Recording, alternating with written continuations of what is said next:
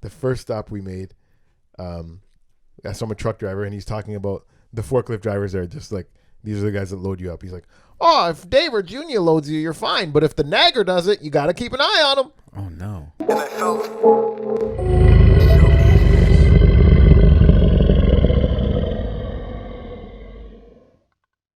Bang. Oh, Colin's Process, the laziest podcast in the world. How you doing? Is this It's like hands down the laziest kick podcast back, in the world. relax? Yeah. Yes. I can't wait to do something lazy. I deserve it. But you also scared me because you're like, it gets pretty, you open people up, you crack people open and clean them out. Yeah. No homo. Pause. Yeah, you gotta say pause. Yo, I heard you cracked your boy open yesterday. Cleaned him out. Clean them out. I heard he emptied it. Yeah, man. Not really, but I guess so. I don't know. Like, it's just like talking about life, so I guess it gets deep. So it used to be with creatives, and now you're just with like anyone? Yeah. It went from, like, it's Colin's Process, right? So like at one point I felt the need to be around creatives because I was trying to become one. I finally, like, You are the company you keep. yeah, like I wanted to, like, I was like, what's a good way to like get these creatives to talk to me? So I started a podcast, and then I knew that they would be down to sit down with me and I could get advice from them. But Wow. now, What a sneaky way to make friends. yeah, right. And How then, do I force these people to talk to me? I know what. I'll start a podcast. that was it. Everyone wants to be a guest on a podcast. And honestly, it's true. I it will worked. be a guest on anyone's podcast. Anyone worked. that's looking at jam_easy. I'll come be on your podcast. And I'm an excellent guest, as you're going to find today on Colin's Process. There you go. Yeah, no, it 100% worked. And yeah, so at first it was about creativity because that's what I felt like I needed to learn about most. Yeah. And then slowly it became like more about life. And then like it goes back and forth really, depending on what I need as a person. This is a very selfish podcast. You were telling me, like, one question you asked is when people first realize they're creative. When's the first time you realized you were creative, or were you not creative and you wanted to learn how to be creative, like you said? Like, I always realized that there was something with writing because I would fail everything in school, like everything. And then when it came to like poetry, I would get like 98% because I would do it all like amazing. And then I just go right back to failing anything else. roses are red. So I always knew that there was something there. And slowly I tried to rap and that didn't work because I would get too high and I couldn't do it. And Do you remember any of your lines, big lines? No, nothing. You had no banging lines? No, I sucked. It was horrible. Holy I couldn't do it. I shit. didn't have the right breathing. I was always high all the time. I didn't have a dedication. Wow. So I let go of the dream of being a creative. I started concentrating on supply chain management. And I didn't start becoming creative again until I was like 28 years old. You don't remember any of your lines. I'm very surprised by that because I recorded like 2 songs, like, just for jokes with my friends. And I can remember probably, and this is like 2005 maybe. No, probably like 2007, 8. So like a good 12 to 13 years ago. Really? And I can remember one, like, almost a full verse right now. Yeah. Can you? You want me to do it right now? Yeah. Okay. This is a young 20-year-old JamEasy. Yeah. You caught me in those bedroom eyes. I'm trying to catch myself between those bedroom thighs. We can start off slow. Yeah. We can start off slow and then go faster. Call me Mega Man the way I'm using my blaster. Oh. Wow. Oh, I can't remember the rest. There's more, but. Oh, man. Oh, fuck. That. What do you think? Was that better than you expected or worse? Those bedroom thighs. Yeah. I've never You caught seen me in those bedroom thighs. Bedroom thighs? Oh, I see bedroom thighs. You never seen bedroom thighs? What do they look like? The ones that you want to get between in the bedroom. You're like, I can't handle that on the couch. I'm going to need a whole bed for that. Oh, my God. Call me That's Mega Man the way I'm using my blaster. I love Mega Man. Buddy. I love Mega Man. Hell yeah. I absolutely That was a love pretty that sick video line. game. That's... The way I'm using my blaster. Oh. Yo, you... What a nerdy line, though. Like, what kind of girl would want to... That's Yeah, like a... you like that, bitch? Huh? You Call me ever- Mega Man. You ever- don't know who Mega Man is? You ever listen to Kyle, Super Duper Kyle? Nah. That's like a line he would use, for sure. Or like Jack Harlow. Jack Harlow would say some shit like that. Yeah. That's like a white guy line. Such a white guy line. It is. But it's dope. I love white guy rappers. Thanks, bro. Like just regular white guys that are just like, I'm not doing anything too crazy and just. That's the thing. I've always been a regular white guy that's not doing anything too crazy. And I think I get respect from the black community for that. You know what I mean? I never did cornrows. No? I never was like, never tried to say the N-word. I feel lucky that my closest friends are black, but I never had the black friends that are like, yeah, it's cool. It's cool for you to say the N-word too. You know what I mean? Whether you know how some people are like, yeah. Oh, my friend, like there's some white guys that are like, yeah. My friends are cool with me saying it. I grew up with black people. I'm glad that I grew up with black people too, but I never was like, let me say the N-word with you guys. No. You know? That's too much.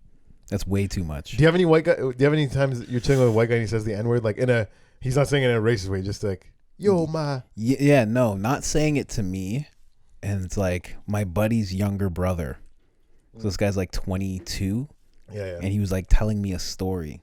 And he was just like, and I was like, what, nigga? And I was like, did you call that person the N-word? Did you say it? He's like, no, that's not what I said, but you know. And I'm like, why are you saying it? Stop saying it. He's just like a little white Jewish kid. Yeah. I'm like, stop saying it. Just trust me. What do you think about when Asian people and brown people say the N-word, like not in like our hard R word, just in the fucking, they're just saying it like. It's so hard because when you meet some guys like that are saying that, they'll fight you over it.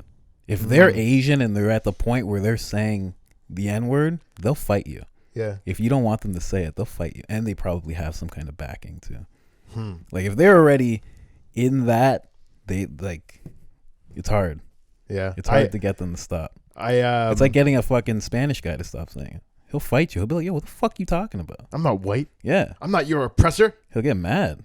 It is a delicate dance, that word, but for me hearing it, okay, so I find when brown guys or Asian guys overuse it makes me a little uncomfortable, but who am I as a white guy to even care? But I also like, I tend to like brown girls. Like me and brown girls get along. Like there's one brown girl that I thought was like very hot and everything, and cool. But then I saw her doing an Instagram live and she was like saying the N-word.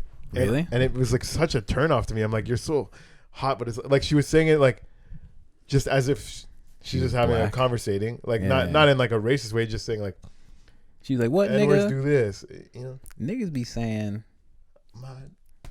wow. I wish there was okay, what word can I replace it with so I can tell a story, man? Wigga. Nagger. No, Jesus. So I kept you in the good graces. No, like nag, somebody that nags. I'm just gonna tell you a story because just for dramatic. I don't want to use that word, but I want to tell you, like, while we're on the topic of the N-word. When I started my job, okay, there was a guy that was training me, and the first stop we made, I saw I'm a truck driver, and he's talking about the forklift drivers there, just like, these are the guys that load you up. He's like, oh, if Dave or Junior loads you, you're fine. But if the nagger does it, you got to keep an eye on him. Oh, no. And this is like, I've known this guy for less than an hour. And I'm like, oh, my stomach was just turned upside down. I'm like, he said it obviously, N-I-G, like, and the hard R. Yeah. If that does it, you got to keep an eye on him. Like, the whole sentence was like, fucked. And I was like, man, this is wild, yo. And I was like sick to my stomach, but I'm like, I only have to work with this guy for a week. He's training me and he's retiring. But he's like but it was like such a like. Oh, he's like old. If I had to work with that guy for more than a week, I don't think I could have done it. And that first week at work, I didn't think I was gonna make it at that job just because I'm like, man, this seems like a miserable place to work because he was making it seem miserable. Yeah. Now, fucked up thing is, as time went on, I did realize that you did have to keep an eye on that one guy. He was so he was still giving good advice, but it's fucked, man, because anyways, the racism, the N-word, I feel uncomfortable hearing it, but it doesn't mean that every point they're making is bad. Yeah, right. Sometimes you gotta. And the fucked up thing is, at our work, there was a black guy that he got along with really well. So I asked him, like the last day, I'm like you seem like you don't like black people, but you really get along with Tyrone. Whatever. I'm not gonna say the guy's name, but anyways, he's like, oh yeah, he's a good guy, and I'm like, so what the hell, like. You know what I mean? Well, how you don't realize that like there's other good guys that are also black, and he's just like, oh no, he's like, I'm not gonna change. Like basically, I'm not gonna change now. No attitude. I don't remember exactly what he said, but Wow. pretty much like, I'm retired. I'm gonna move out into the boonies. Like, why am I gonna worry about black people aren't that bad right now? You know what I mean? He was just pretty much like, I tried to give him a little parting words, like, No, you know what? Maybe change your mind about. You look, you're getting along with one right now. He's Like just everything, but he's just like, yo, my dad didn't like him. I'm not gonna like him either. Wow. Yeah. That's amazing. That's incredible. There's a lot, that happens. It is, man. Being The adventures of being white. the adventures of being white. That also, like, a white guy that, like, I do hang out with other cultures, but then when you hang around with just white people and you kind of weed out who the races are. Like, when I went to school at Guelph University, and there's a lot of people that from like farm countries and shit, not countries, but like farm areas. Like, not many black people around. Yeah. First day, freshman frost week, whatever. And you go to the football stadium, and there's a bunch of people there. And I heard a white person say, "I've never seen so many black people in my whole life."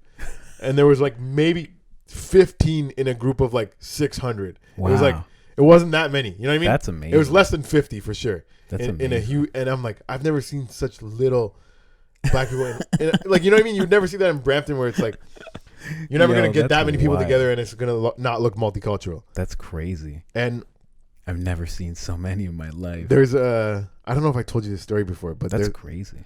there's a guy that in my res, he lived next door to me, and he was from a dairy farm, so he's from like the boonies, whatever, right? And when I was having my birthday, he found I was having a kegger in my res. Like, shout out to me being a legend.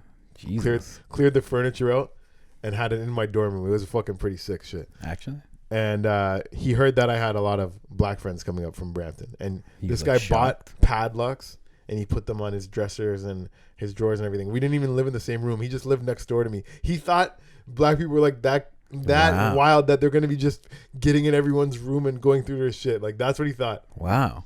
That's fucked, amazing. That's amazing. Fuck. He bought padlocks. Nah, you need more than padlocks for wooden drawers. True. When I told one of my friends that, he was mad at first. He's like, fuck that guy. Like, you want something to be afraid of? But then he thought about it for 10 minutes. He's like, know what? I'm going to make that guy like me. And this is like one of my boys. This guy's like the most likable guy. Like, athlete of the year, won best smile at school. Like, just all around Best fucking smile. killing it in life. Yeah. And he came and he definitely made that guy like him. And he did think differently about black people after that weekend, I have to say. I'll give him Did? that. Yeah, he was like, yo, they're actually pretty sick. Oh, really?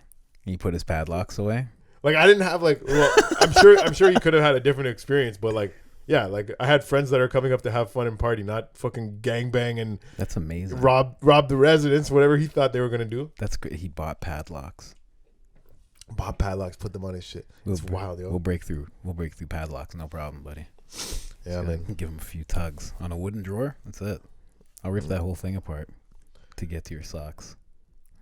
Oh shit. Padlocks. I know. It ain't On much. your dressers. He thought they were gonna steal his clothes, eh?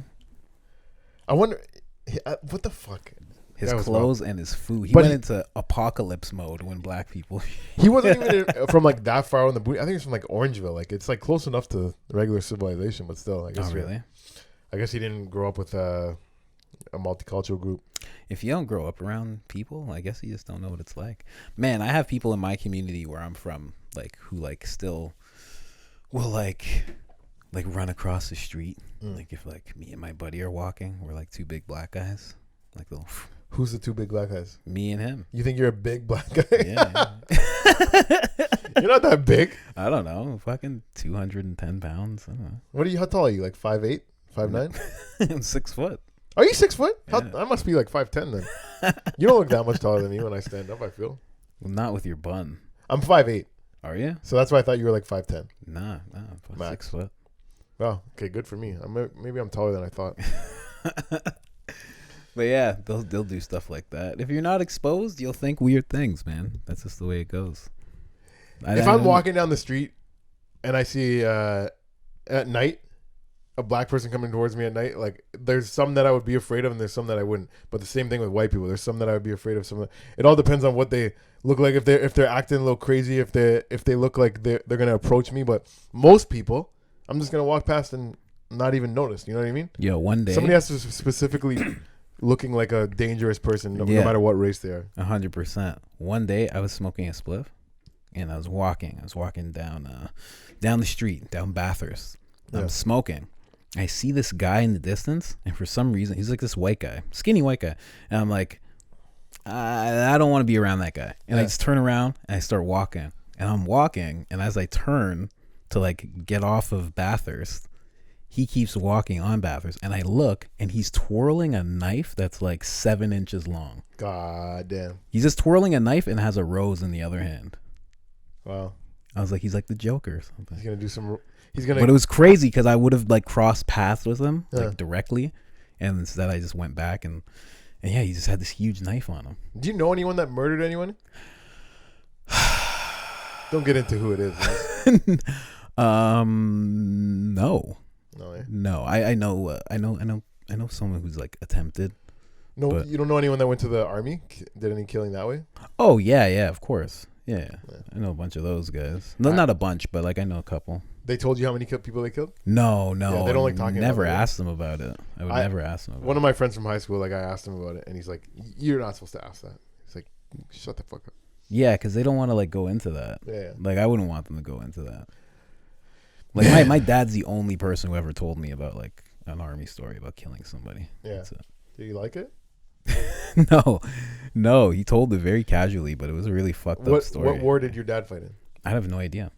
I have no idea about anything that he did. I was gonna find out, but Then he kicked the bucket? No, something happened with his. I don't know whether it was sold or lost or what, but all his army stuff, like everything, is just gone. Damn. So we would have known stuff, but I never asked him, and I didn't see him that much. Canadian Army? No, British Air Force. Fuck that guy. And British Air Force, and then I think he made his way to Canada after, or the U.S. Wow. So it's it's a lengthy career that I don't get to find out about because somebody did something with all this shit. What was your dad's name? He's George Michael. George Michael? Yeah. George Michael Cummins? Yeah. Oh, George Michael. That's why I was telling you about grandfather. Like he named me after his dad. I didn't realize until he died. I had no idea. You know what's crazy? My my granny's dad, his name is James Long. That's who I'm named after, James. And then my dad's grandpa on the other side, so my dad's dad, his name is Dick Cummins. So you put those two names together, James Long Dick Cummins. Wow. James Long Dick Cummins. Jesus. Come on. It's gross. That's You should name one of your kids that. That is my name pretty much. Just name James Long Dick Cummins. That's amazing. That's crazy. And I just found that out like last year because I didn't put it together. I knew James Long, but I didn't know my other great grandfather was Dick Cummins. True. And then condolences your grandmother passing. Yeah, I call her Granny. My grandmother's still alive. But you have like separate names for them? So like I told you, I never had grandma and grandpa, and then the other side Granny, and then I never met the other one. But my granny says I would have called him Papa, but I think I would have just called him grandfather. I can't picture me calling a man Papa. Well, if they do it from young, then you'll always do it. But apparently that guy, that grandpa, my dad's dad, apparently he was a fucking sick guy. Like everyone loved that guy, and he was amazing at building things. Like there's a lot of things, like beds, fucking a bar. Like there's so many things that are in different family members' house that this guy built, and they just like they built to last. Like he was just sick with it. That's crazy. Yeah, that's nuts. But yeah, man, Granny's dead. I'm really sorry. I'm gonna miss her a lot. She was my favorite family member. Great fun to sit beside at all the family events because she's always fucking complaining or gossiping, talking shit. Like just a funny lady. That's amazing. Yeah, man. That's what my mom does. Yeah, that's what your mom does. Yeah, it just makes it entertaining. As my dad, I feel like is like not embarrassed, but like he's more like. That's his mom, so like he's like, oh come on, quiet down. But me, of course. I egg her on. I'm just like, talk some shit because your mom probably embarrassed you sometimes, like the way she. I like it. You like it? My Nice. brothers will be like embarrassed of it. Yeah. But I'm always like, talk that shit. Like, why not? Who cares? Yeah, man. Yeah. So it's a big personality. Definitely, like, that's the thing. It's gonna be impossible not to miss this lady because she's always such a force in the room. Yeah. Somebody has to pick up Granny. Somebody has to drop off Granny. Oh, she's gonna say. Okay, so this lady, my granny, ever since I was a little kid, every restaurant we go to, always complain about the food. Always. Every waitress come back, she has to give her shit about something. And as a kid, I was like, wow, this lady's getting free meals all the time. But apparently, that was like something like between her and her sisters. They always did it because her sister came over one time to Canada because she was still from Ireland, and she came over. She ate a full meal. Said I didn't like that. I want my money back. Wow. And it was like a restaurant that my parents go to a lot. So like, oh no, don't worry, we'll just pay for it. They didn't want to cause a scene. And she's like, no, I didn't like it. It's not sitting well. I don't want to pay for it. So funny. Like, so like that's what the long women were about. Jesus, that's fucking amazing. Oh, and that just got me thinking. 'Cause I've heard these stories recently just because there's, Granny just passed away. So, at funerals, people get together, they tell stories. Yeah, whatever. of course. So my Uncle Ken, he was at a restaurant one time when they came over. It was my granny, her husband, so my grandpa, and then her sister and her husband. So the four of them and my Uncle Ken when he was like a young like teenager or whatever. Yeah. And this drunk guy came over, and he was like talking shit to the two men, my grandpa and the great uncle. Yeah. And he was like acting like he wanted to fight them, whatever. And before like they could even like respond, my granny and her sister took off their high heels and they started beating the shit out of this guy. And my uncle was like, yeah, before right when he came over, he's like, my mom's gonna fuck. Like when he started talking shit to the dad, and he didn't think my dad's gonna fuck you up. He thought my mom's gonna fuck you up. Holy fuck! and the two my granny and the aunt fucking beat the shit out of him with high heels. Oh, with the heels? With the heels, just hitting him in that. That hurts like fuck. But that's a thing I find interesting with me with comedy. I have like a lot of misogynistic things, a lot of like demeaning towards women. But I find in my family, like all the strong personalities are women. Like my granny was a very strong personality. So was my cousin. Like very like strong women in my family. And and then it makes me think. Okay, so it's just like. It's funnier to make fun of the powerful, and then in my life, it's just been like those have been like the more powerful personalities. Like the men are kind of more soft spoken. When I get in trouble as a kid, my mom would be the one that I'm afraid of. Like the yelling, the fucking how crazy she would get. My dad, it would be a couple, spank or whatever, slap him around a little bit. Yeah, and she would say, "Wait till your dad gets home. He's gonna give you a spanking, whatever." And I was like, okay. I please stop the emotional torture now, so the physical one can just get over. The physical one lasts like that. I'm gonna cry. It's gonna hurt. My dad could hit hard, but I prefer to get hit than yelled at. Really? As a kid, for sure. I wanted to get yelled at, just because my mom was a bodybuilder, so she get hit hard. Did your mom hit you in the face? When she caught me smoking weed when I was like 12, she punched me in the face a couple times. Oh wow, like 4 times. See, when she caught me. My dad could hit hard too, but he never hit me in the face. My dad did like taekwondo and shit. He was like he could give me a kick. He could give me a Charlie horse with one hit, whatever, and those ones would suck. Slap me in the back of the head when I was a little kid spanking, but he never hit me in the face. Not that I can remember. Really? That's fucking. He could give you a Charlie horse with one hit. So I remember one time I was sitting on the edge of the couch, like the armrest. Yeah. And my mom hated when I sat there because she said I ruined the couch. Yeah. Does it ruin the couch? I don't know. They think it presses it down and makes it look fucked up. So I was sitting there, and mom's like, "Don't sit there," and I didn't get off right away. And my dad just gave me a fucking Charlie horse. Just give me a shot in the thigh, and I was just I just fell off. Where do you have to hit somebody to give them? Do you want me to give you one? No. No. I think it's like around there somewhere. Really? Yeah. Because my leg spasms are crazy. I would never do that to somebody. My leg spasms go off the fucking. Like I cry, I scream, I cry. It's terrible. Oh, but speaking of childhood, and I meant to answer it when I asked you. What? Because I said I want to tell you when you first realized you're creative. Oh. So when I first realized I was creative. So when I was a kid, I used to love wrestling, WWE, WWF at the time. Yeah. And I would have a lot of wrestling toys, Okay. like the action figures. And I used to like, when I was a kid, like little kid, like I used to, play with the wrestlers, but I would make up like big storylines, like straight up movies, yo. True. Like how the shit would happen. And I remember like how the guys fighting, whatever, the storyline of why they're fighting, and bringing in the next people, and who's this guy? This guy's turning on this guy, and then I would be like, yo, I would actually think as like an 8-year-old boy, I'd be like, man, I'm making a fucking sick storyline here. I would actually think this should be a movie. This should be a movie. And that's when I realized I'm making a sick storyline between these action figures right now. I guess a lot of kids think that, because I see my nephew playing with like toys, like, and I think he's like on the same kind of wavelength, as in like he's making up a storyline of, yo, you're coming over here. Yeah. Oh, what are you doing?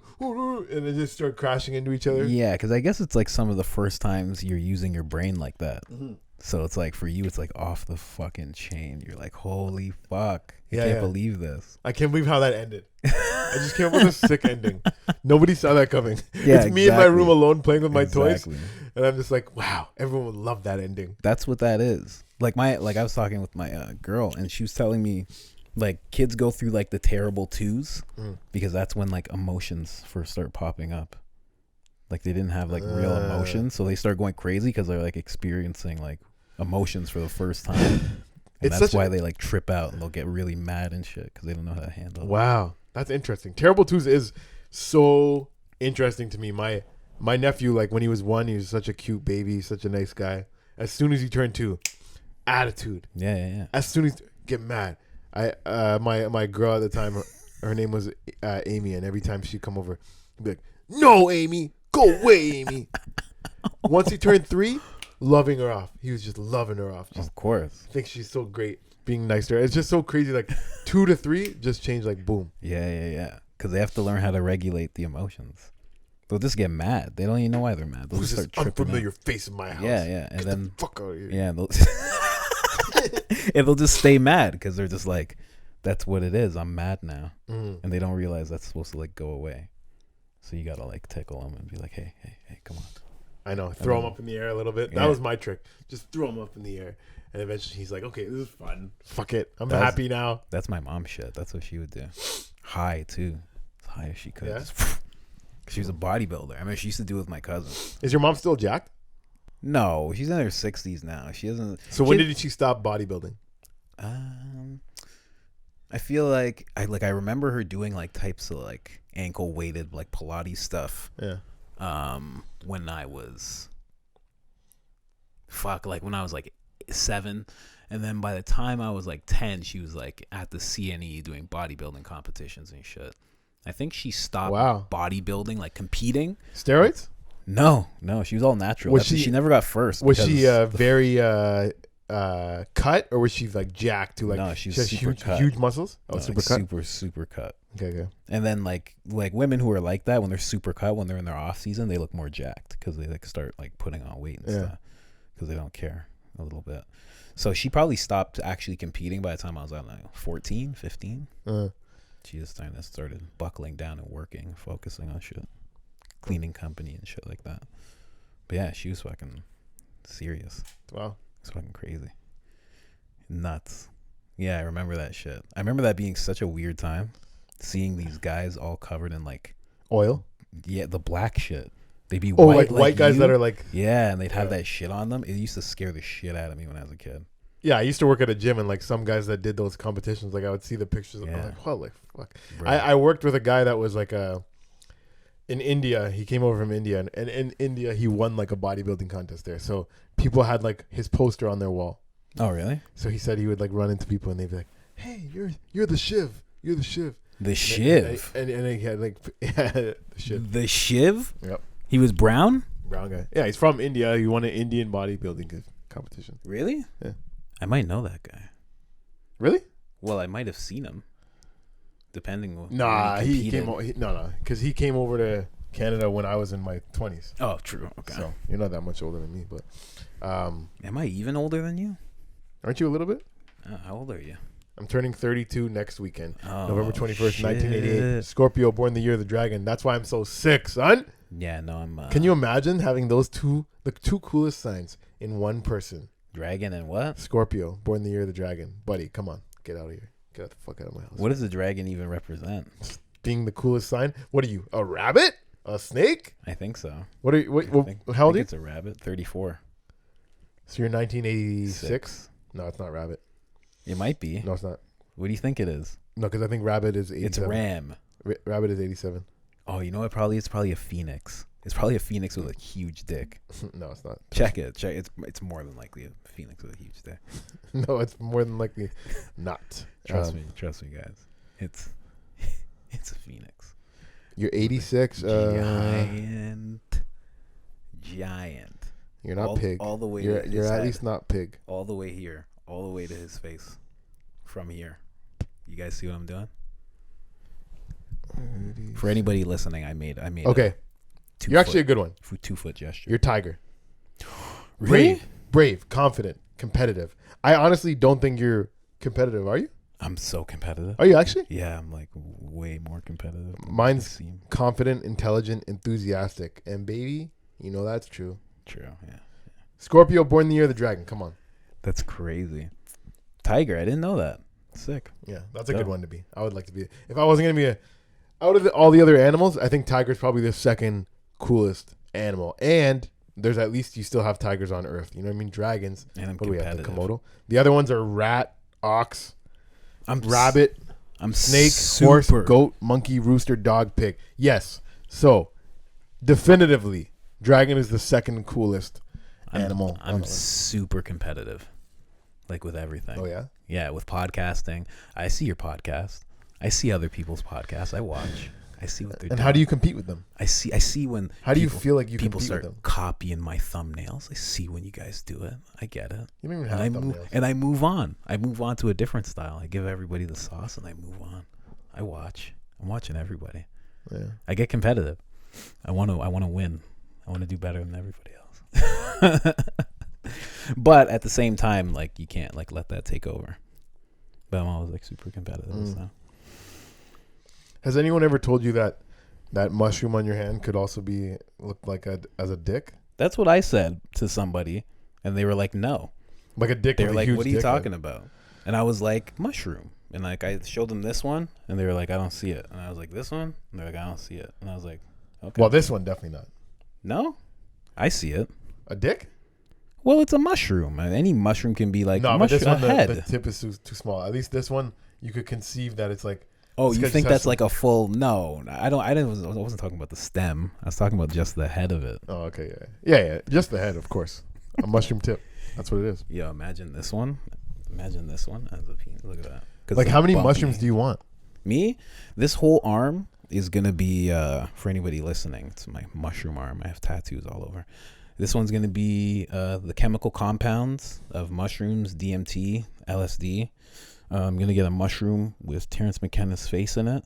I'm gonna get another one that has the signs of XXXTentacion's tattoos on it. I'm gonna get probably a couple more, and then I'm gonna get a really big one here that looks like a wizard. So you know what a wizard hat looks like? It's gonna look like that, and it's gonna have an eye on it, a very old eye, and it's gonna be like a big mushroom. And that's gonna be all this arm. And then this one's gonna be all dedicated to my mom. The whole thing. Nice. It's gonna be sick. What would you put to dedicate to your mom? I was trying to think of a tattoo I would put for my granny, but I haven't come up with anything yet. So far I've worked harder. Because she says that to you all the time? Yeah, she'd always like you're lazy and Does stuff. she have an accent? My mom? Yeah. Yeah, she has a Bayesian accent. Work harder. Yeah. Work harder, Colin. Bayesian people talk like it's like a very sing-song type Okay, of thing. say how she would say work harder. I don't know. She'd just be like, you have to work harder. I can't do the accent. I can't do the woman's version. But yeah, work harder, and I'm going to get don't complain, and I'm going to get don't waste time. All things that she would do and not do. And I'm going to make them look like roots, and I'm going to make them go up here. I'm going to have Barbados, and they're going to all attach to Barbados because that's where she's from. And I might get her face in there. I like the roots thing idea. That's what that is the only thing I've thought of for my granny as well. A root, because I showed you the picture of her doing the fist. That fist is like the Irish thing for like up the Irish, up the Dubs, whatever. Really? Yeah. Oh, okay. Why, True. the Fighting Irish. True. So I was thinking about, I don't know how to do it, but I was thinking about like just, I wouldn't want her face, but I was thinking about that arm, and then like that would be like the roots going up into something, but I haven't thought about how though. Yeah, that could be cool. You could have that arm coming up like roots, I guess, like coming out of you from a certain place. Yeah. And then going like that. Oh, that's good, because the roots, and then you can, obviously the roots go deeper than Granny. There's roots before her, but she's the fucking the trunk of the tree. You could either the have arm is the trunk of the tree, and like at some point you could either have like maybe her like date she was born, date she passed, kind of thing somewhere, and then that's like a pure dedication to her. Nice. That'd be good. And it's good that the fist is this way and not this way, so it's not like a white power thing. Yeah. Yeah, no. You just get a white power fist coming out of the ground? Yeah, it's this granny's fist. Coming out of the grave. That's fucked, man, but that's good. It's good that you even, like I always say, like people always are so sad when their grandparents pass away. But at least you like had her, like you got to see her and like see how she talks and like talk with her. And like I think that's like obviously you hurt when you lose them, but to have that I think is like valuable, like more valuable. 100%. And you're 100% right. So my cousins, like, so not my immediate cousins, but basically my dad's cousins' kids, they never met their grandparents, my granny's sister and her husband. So I was talking to them at the funeral, and they're like, you're so lucky that you had her, like, and they're like, we were so lucky to have her because she's the only one that could tell us stories about our own grandparents. Yeah, she would tell us stories about even telling stories about this is what your dad was like when he was a kid, because you only get those stories from your grandparents. Like you don't get them, like if you wanted to find out how your mom was as a kid, you would need to know somebody that knew her as a kid. Exactly. I don't know if you have other older relatives, but it is nice to, like you said, that's the roots, that's the fucking where you come from. Yeah. And man, I do feel very, very grateful. I was sad and crying too, but there's lots to be grateful about. Like, even I'm so grateful that I got to see her the week that she died, even though I didn't know she was about to die. It was not. I don't know. I've kind of been racking my brain if she knew or not, because my cousin thinks that she knew and she just wanted everyone to get a last good visit in with her, and so she acted like I'm going to be coming home. So that makes sense. But then she also like sent a video saying "see you in heaven," but then she's like, "I'm just joking." They know I'm joking, but then was she joking? I don't know. No, she for sure knew. I think people know. Like when my dad passed, he was drinking a bottle of tequila, but it was like his favorite tequila, and he was like smoking a cigar. So it was like two like kind of out of the ordinary things that you wouldn't just do on a random day. It was almost like he knew, like it was weird. Saying he's like, he must have been like going out. Yeah, he must have like that night. Like interesting, that, like it's very weird. But I think I think you know the same way that you know if you broke a bone or not. Like you don't actually have to see the bone broken. You go, oh fuck, that's broken. Like you just know. Like I think, and it's something that we don't understand because we're not that age, and it's not like, we're not there yet. But I think it's something that builds up in you.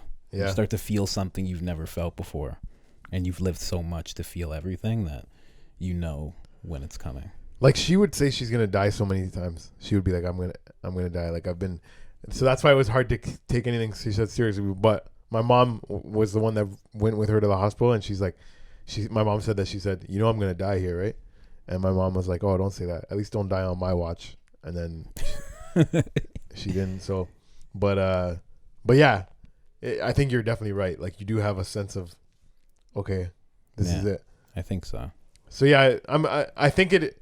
I've been racking my brain. Like, was it better to see her and not know that she was about to die, and just have one last nice visit? But like, cause then like it's been fucking me up a little bit, like making me sad. Like to think like, but it's nothing differently I could have done. But I don't know. Maybe I would have just gave her a bigger hug or something. But like I did spend a good hour and a bit with her. We had a nice talk. Like it was. Yeah, that's all. There's a couple times where she's like, oh, you got to get going. Like, and I was like, and in my mind, I was like, no, I'm definitely going to make this visit longer. So maybe a part of me knew to not rush the visit or anything, you know? Yeah. But yeah, man, it's, fuck, yo. I'm definitely going to miss her. And the one thing that I've been thinking about is the concept of heaven.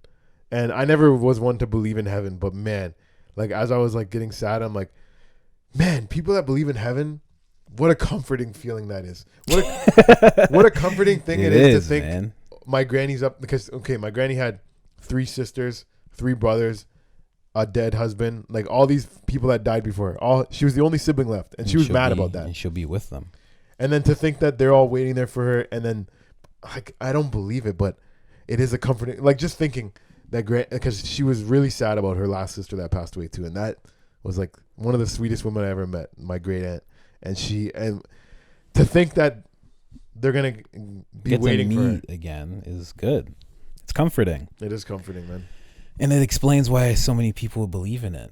But I also think that there's some truth to it, right? Like there's an energy there, and that energy goes, like, and it has to go somewhere. And like, there's too many people who have like near-death experiences.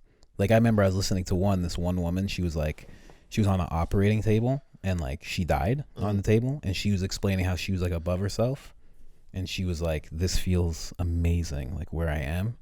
And then her uncle came, who was dead, and was like, you got to go back. And she's like, no. She's like, no, it's done. She's like, I don't have to. He's like, no, you got to go back. And she's like, no. She's like, she's like, no. And then he just like pushed her, and she just like fell into her body and woke up. But like she's like, whatever is on the other side is so good and so amazing. And Kevin Smith's mother had the same experience. Kevin Smith, who like makes all those movies and shit, he was like, his mother like had Silent Bob, yeah, that guy, right? Yeah. He said his mother had the same type of experience where she was like, he's like, would you rather be, I think she said there, I think he said like, would you rather be there or here? And she was like, there. She's like, I'm not gonna, she's like, but like, she's like, the feeling was just so good. And like so many people explain this feeling of like completely just love and compassion and just good. And when people talk about the 5th dimension, they talk about it being a dimension where you operate in this level of compassion and love and good. So as I hear people talk about these near-death experiences, it's almost like they talk about the 5th dimension, and like they talk about like feeling the same way that somebody would feel if they were operating in that dimension, which is like above us, quote unquote, heaven, quote unquote. So yeah, wow. So it's weird. Who knows? Fuck, man. And then, because okay, say heaven did exist, and you're one of those old people that you get dementia, you're pretty much just living off, like you're not yourself for the last 10 years of your life. Say 85 you lose your mind, 95 you die. Now when you go to heaven, like are you just back to your old self? Like do you go to heaven? When you imagine heaven, do you imagine going to heaven as the old person you are, as the child you were, as the adult you were? I think like when you go, you wouldn't go as anybody. You would go just as the energy, like as you were leaving. So you're not like your ghost up there. Yeah, like a lot of, like some people like explain feeling like they were bodiless. Like some people in comas feel like there was no body, no nothing. The infinite light in me recognizes the infinite light in you. That type of stuff. Mm-hmm. So I don't know. No, I don't know. So you just come as a little light. And you're just like an energy, but then how are you gonna find your dead relatives? Oh, sorry. And because your infinite light recognizes the divine light in me. The thing is, I was gonna say, and then when you manifest to them, you'll manifest like Granny. Like if Granny ever showed herself to you again, she wouldn't do it as 10-year-old Granny, because you'd be like, who the fuck is that? Yeah. She would do it in the form that you recognize and love the most. Right. So I think there's, when you go, it's bodiless, but if you're gonna, and if it's even possible to show yourself here, you're going to do it in the form that people know the best of you. Wow. Like, and then if you had to manifest yourself as anything and you had your choice, it'd probably be the ideal version of yourself. Probably. Yeah. Whatever that would be, because you'd have that control. deep. That's if all that exists, right? The fifth dimension. And Personally, I think, okay, so I love God. I believe in God. The thing is, I believe God is good. I believe God loves us. And I don't think God would only give us one chance to get to heaven. If there is a heaven, if there's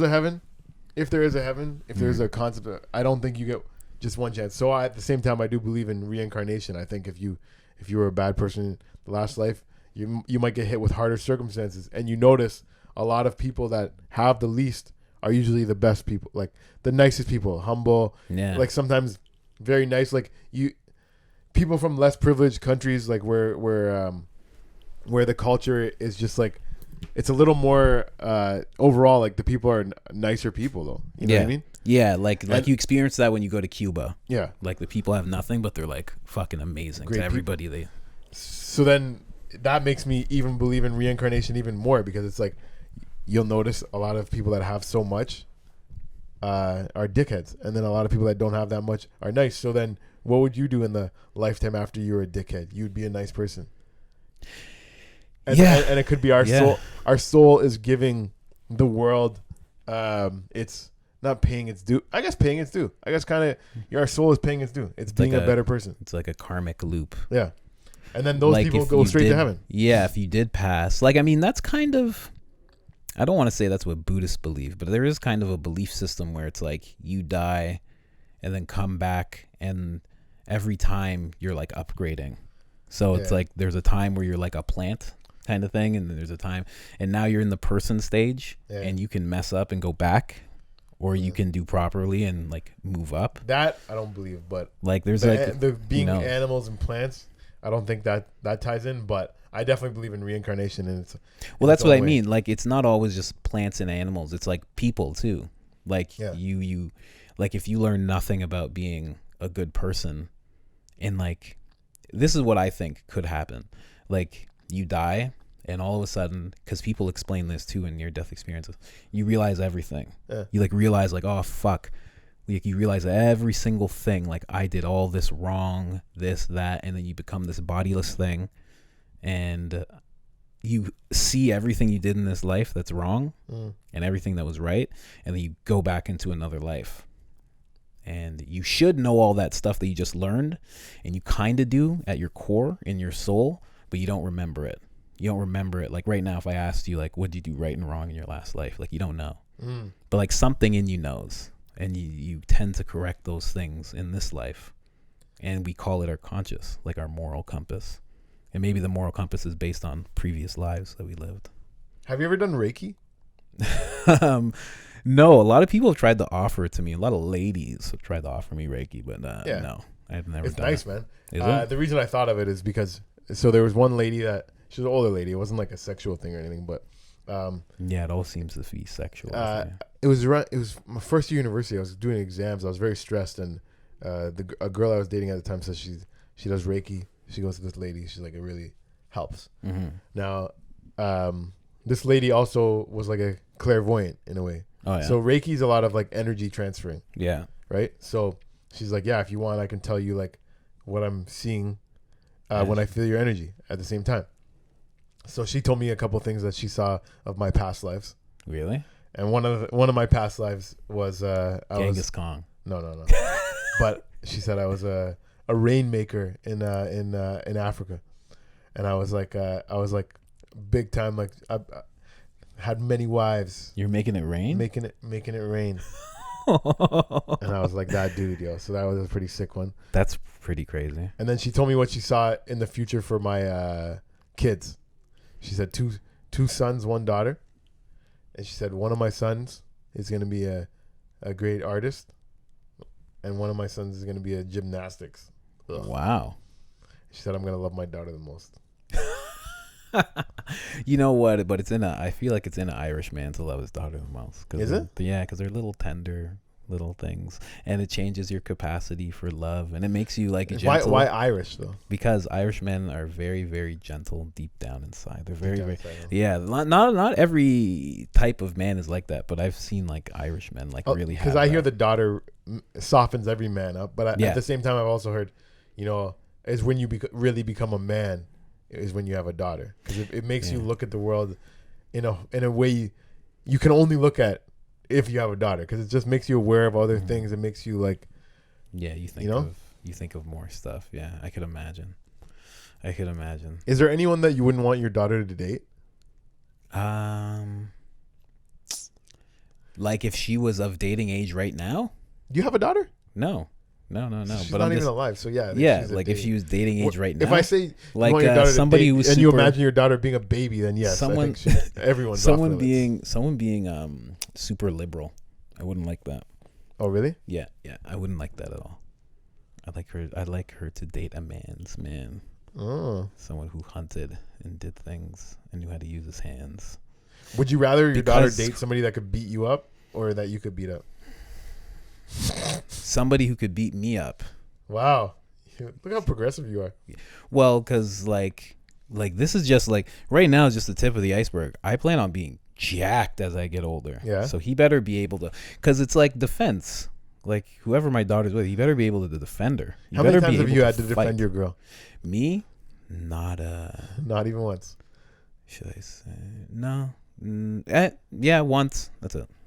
Okay, so you had that to. Was it? Yeah. Okay, so because of that one time now, whoever dates your daughter. Oh has yeah, to be a fucking, yeah. Because you just never know. You have no idea. You have no idea. I got beat up once when I was 8 years old by a grown man. My parents weren't around. You have no idea what could happen in life. How the fuck did that happen? Me and my friend were playing catch, and I hit him with a boot. I guess he was a crazy Russian man. So you were playing catch with a boot. And yeah. You threw it past your friend and it hit this guy. Yeah. I threw it short and it ended up hitting the guy. Yeah. And the guy beat your ass? He like came after me. Yeah, he hit me a couple times and stuff. Did you learn your lesson?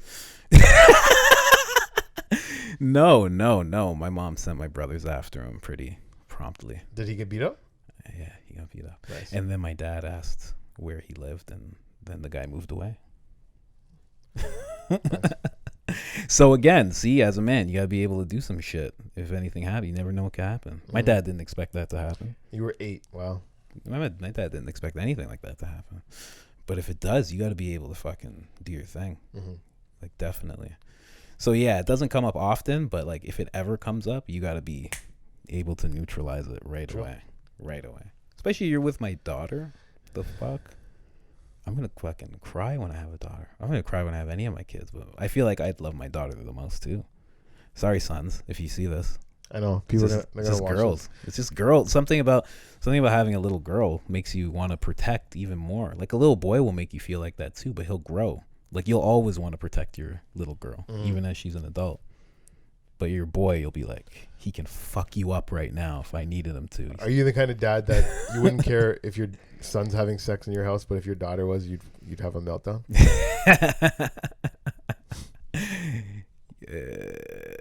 Yeah. Well, no, because I would. Like, how old is he having sex? Say they're both. Because I don't want my kids in love. I do not want my kids in love at 15. You have twins. You have twins, a boy and a girl. Yeah, they're both 17 years old, and they both start fucking in the house. They're both 17. Yeah. I don't want my kids falling. I don't want my boy falling in love either. I don't want that. Okay. Because let me paint the picture. Let me paint the picture for you. Because it's so I'm saying I'd have a meltdown with either, because I wouldn't want my kid at that age forming any kind of bond with some girl. True. I want him to get focused and fucking do something else. You don't because as soon as meet the love of their life in high school? No, I don't. Wow. I do not. And I think especially me, I'm going to afford him all the opportunities that somebody could possibly have. He doesn't have to find the love of his life in the town that he's from. He'll be able to travel to Spain or here or there. Options. Think about it for a little while, before you go busting in people. So your 17-year-old son, you get home from work and you hear some noises of sex coming from his room. Do you knock on the door and say, what are you doing in there? Or do you just leave it and then talk to him about it the next day? No, I bang on the door. Put a stop to it right then. Yeah, right there. And what do you say? What are you doing? All right, let's go, guys. Come on. You have fun? Yeah, that's good. Let's go out now. Are you gonna walk her home? You want to walk her home, or should? Okay.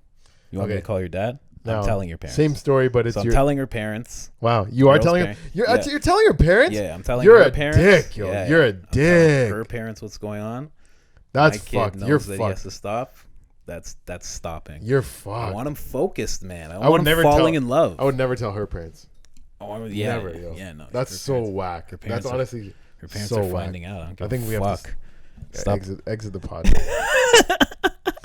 You're calling her parents because she was getting fucked by your son, and now those parents are gonna hate your son. Whatever, man. I don't even want him dating. Good, done. I'm glad it's over. Damn, you're wild, yo. No, man. Like dating when you're that age is a waste of fucking time. When did you have your first love? I was 15. Oh, I think me 17. 17, yeah. Yeah, it's 15.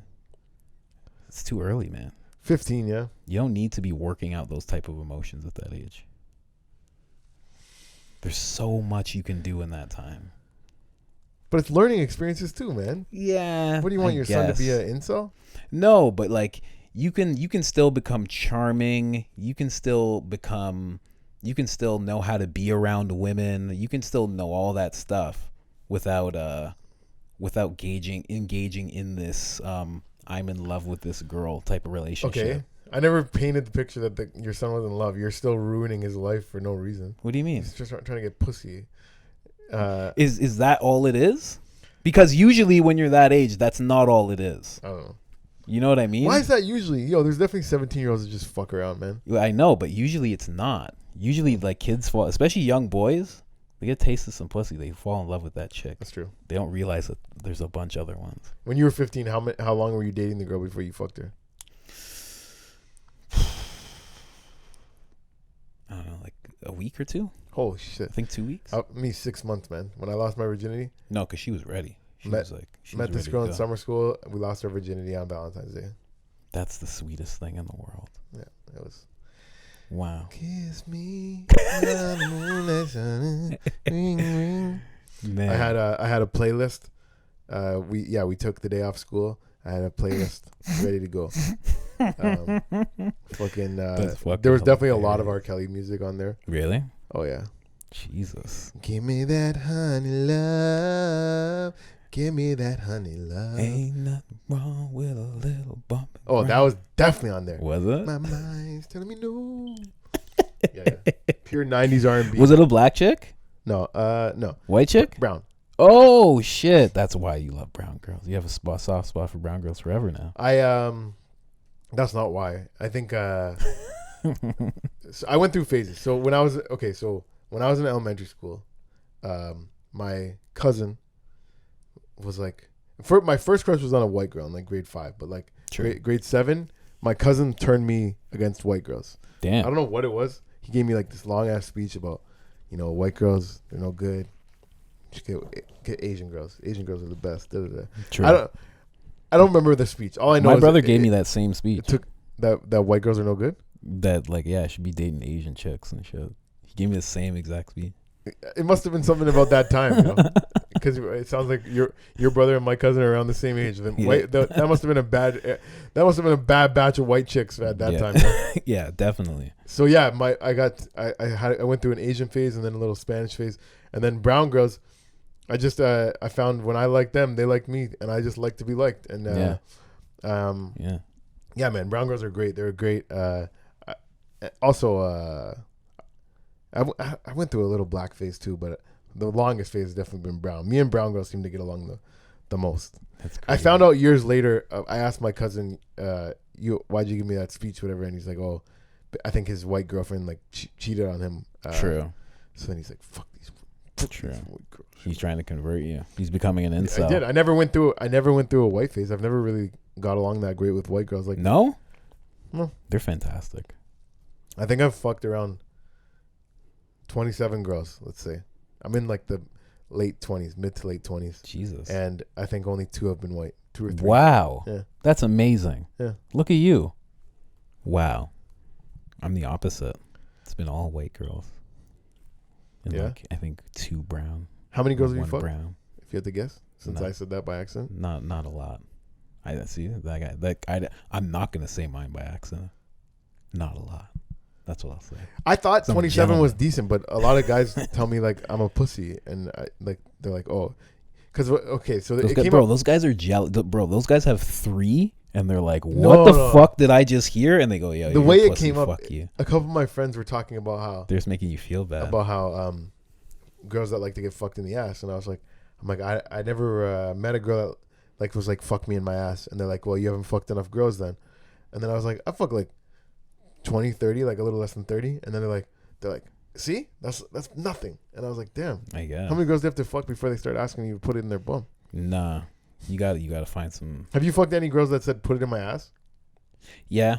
No, it must be a black thing. I did it, and she could not. She was like, ah. She's like, never mind. That was a big mistake. She's like, my apologies. You're a big mistake. She's like, let me clean this off. Ew. That's what happened. So what else did you said you wanted to bring something up about Heaven. We talked about it. Was it heaven? Was it heaven? Oh. There was another thing. The other thing was just about when it comes to old people dying, that you can your grandparents in your life, whatever, or any of your older loved ones, is they can go while they still have their mind, while they still have their personality, or they can go, in an old folks home, dementia, not really knowing what's going on, not really themselves anymore. You can't have like a conversation with them anymore. They say, who are you? What are you doing here? When are we going home? You know what I mean? I wouldn't like that at all. I wouldn't like that. I wouldn't want to be that old person. But I'm just saying, as far as letting go the grief and everything, like when you have somebody die that's like still themselves, it hurts a lot.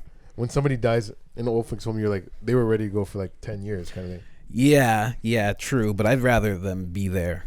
I think I'd rather that. Because you know what I think of right away? I think of myself. Like, would I rather pass being myself, knowing everybody that's around me, understanding what's happening? Like, yeah, 100%. No, for the person dying, that's the thing. Okay. I guess this is the way to put it. For the person that dies as themselves, you feel sorry for the family. They're going to miss that person. Yeah. When the person goes past their mind, basically, then you feel sorry for them. Mm-hmm. You might feel sorry for the family too, but it's like you feel sorry for them because it's like I wouldn't want to end up. The family is like has pretty much had to let go of that person. Exactly. Because like they're keeping them alive, whatever. But anyways, it's true. It's just a fucked up thing to think about because the reason I was thinking about it before is just I told you I gave a eulogy at my grandpa's funeral and my granny's, but the granny's one I felt more emotional just because my grandpa was like he was on the decline for a while. Yeah. Like he was not himself for the last year or so that he was alive. That it was like okay, it was a little more. He was ready to go. Yeah, true. It was still sad, but it was a different kind of sadness. You know what I mean? Yeah, that's crazy. That's so weird, man, to think about.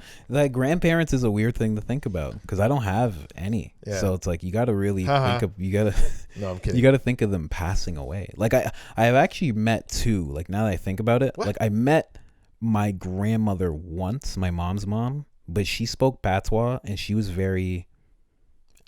I don't even know, like I guess disconnected. So it's like she said like one thing to me, and I was like, "What?" How old were you? I was like 6. Like and then she passed away after that? No, she was just like she stayed with us once. She said like one thing to me. She never really did anything. She stayed in my mom's room. She didn't talk to any of us, like none of her grandchildren, nothing. And then she just left. And it's like we never really met her. She was around, but we never met her. And then my other grandmother, the Cuban one, I met her one time. I remember my dad pulled up and she was in the car and she was like, "Hey," she's like, "You know who I am? You know who I am? Huh? That's you know nice." And she was Cuban. She was the Cuban one. And she had teeth like me. Her teeth were all spaced out and shit. She's like, "You know who I am? Huh? And then that was it. That's nice. And like, how old were you then? I was probably younger. I was like 5. So your grandparents were alive. They just weren't around. Yeah, no. And then my grandfather, I don't know. I think it's funny enough, like the Bayesian one, the one from Barbados, he went to Jamaica and then he died there. And I think my other grandfather died in Jamaica too. Both the one that I'm named after. But I've never seen anything of them. I've never seen it. I just heard that my one grandfather was always bald. Like forever. Nobody ever saw him with hair ever. So other than that, like I don't know what they look like, complexion, personality. Like I would love to know any of that shit. Any of that shit would be fucking amazing. To even just see where you get it from, because a lot of shit skips a generation, you know. So it's not in your dad, but it'll be in you, like something from your grandfather. They say baldness skips. It's your mom's dad, but my mom's dad was bald, and I look like I'm gonna be okay. I hope at least. Yeah. I'm 32. I have a full head of hair. Yeah, you don't I have look enough like hair you're for losing. everyone. Yeah, you don't look like you're losing it either. Yeah. Your hairline's still where it's supposed to be. Yeah. So. True. Yeah. My mom's dad was bald forever, and I went bald when I was like 18. Wow. Yeah. That sucks. It didn't, because I looked better bald. Like, I looked weird with hair. True. And I couldn't style my hair. I didn't know what to do with it. So it was much better. But yeah, man, grandparents are, it's a weird thing. Weird connection that appears. Like, I really want to be a grandfather.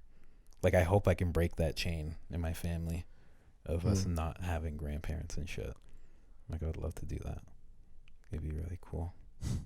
I gotta have kids like next week to make that happen properly.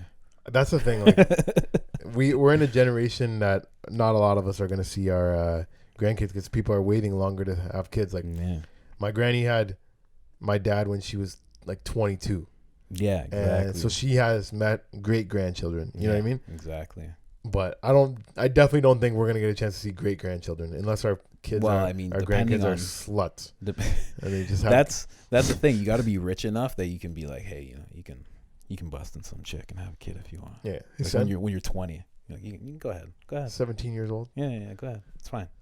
Yeah. You're about to graduate high school. If I was a multi-millionaire, I'd be cool. Yeah. Do your thing, man. Well, that's not how the rich stay rich, bud. Well, I'm not looking. You have to live like you're broke. Nah. You can. If it happens, it happens. It's okay. It's not the worst thing in the world. But I'm talking about having a lot of money. Yeah. A lot. Wealth. Yeah. Wealth. Yeah. That's what I'm talking about. Hopefully. So, one of my friends just started reading is it Rich Dad Poor Dad? One of those. Man, that's a good one. One of those ones, and he's like, you have a salary. He's like, you working.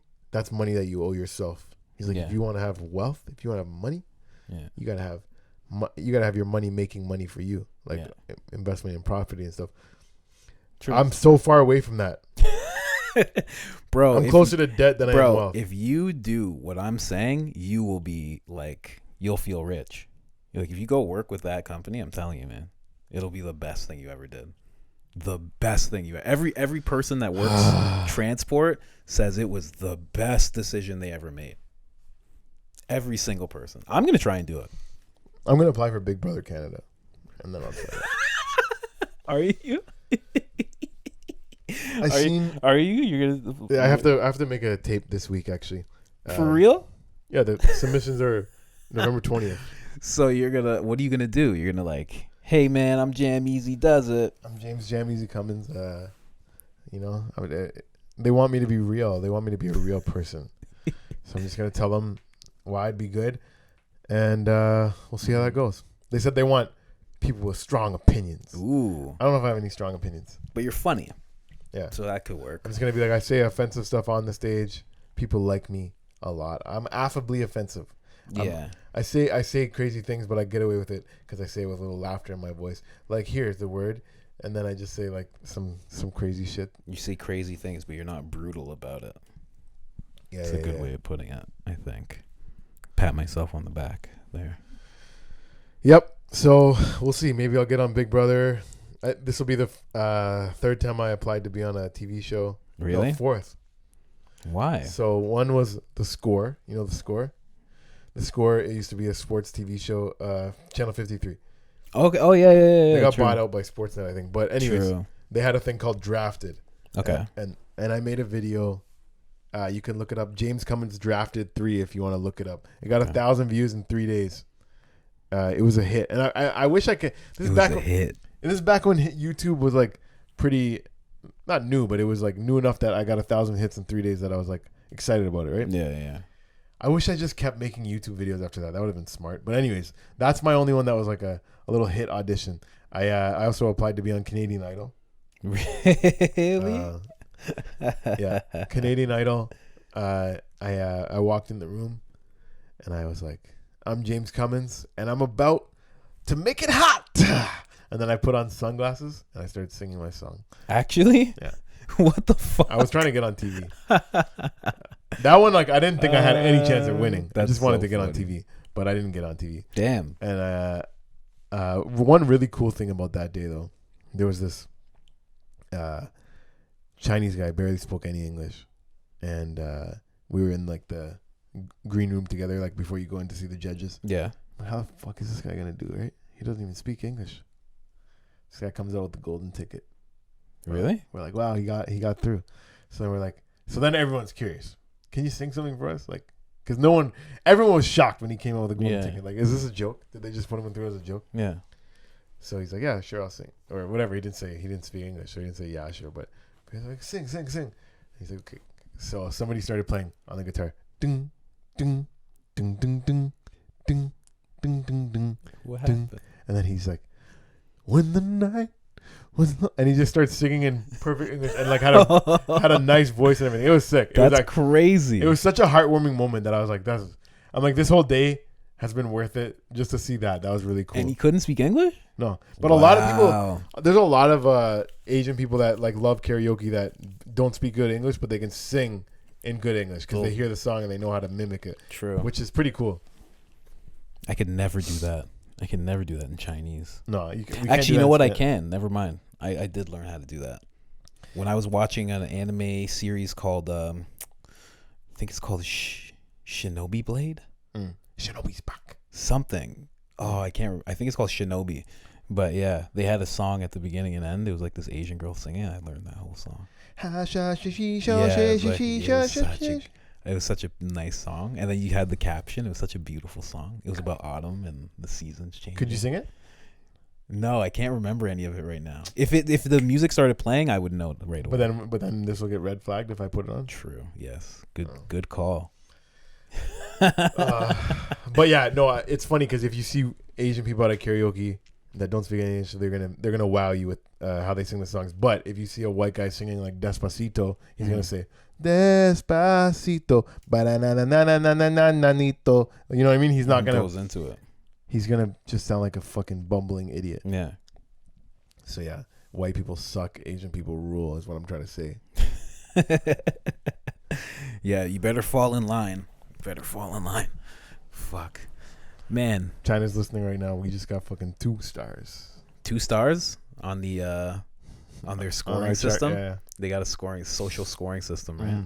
I would probably get 2.2 stars out of like 5. Just because I'm black. I got Asian eyes when I get high.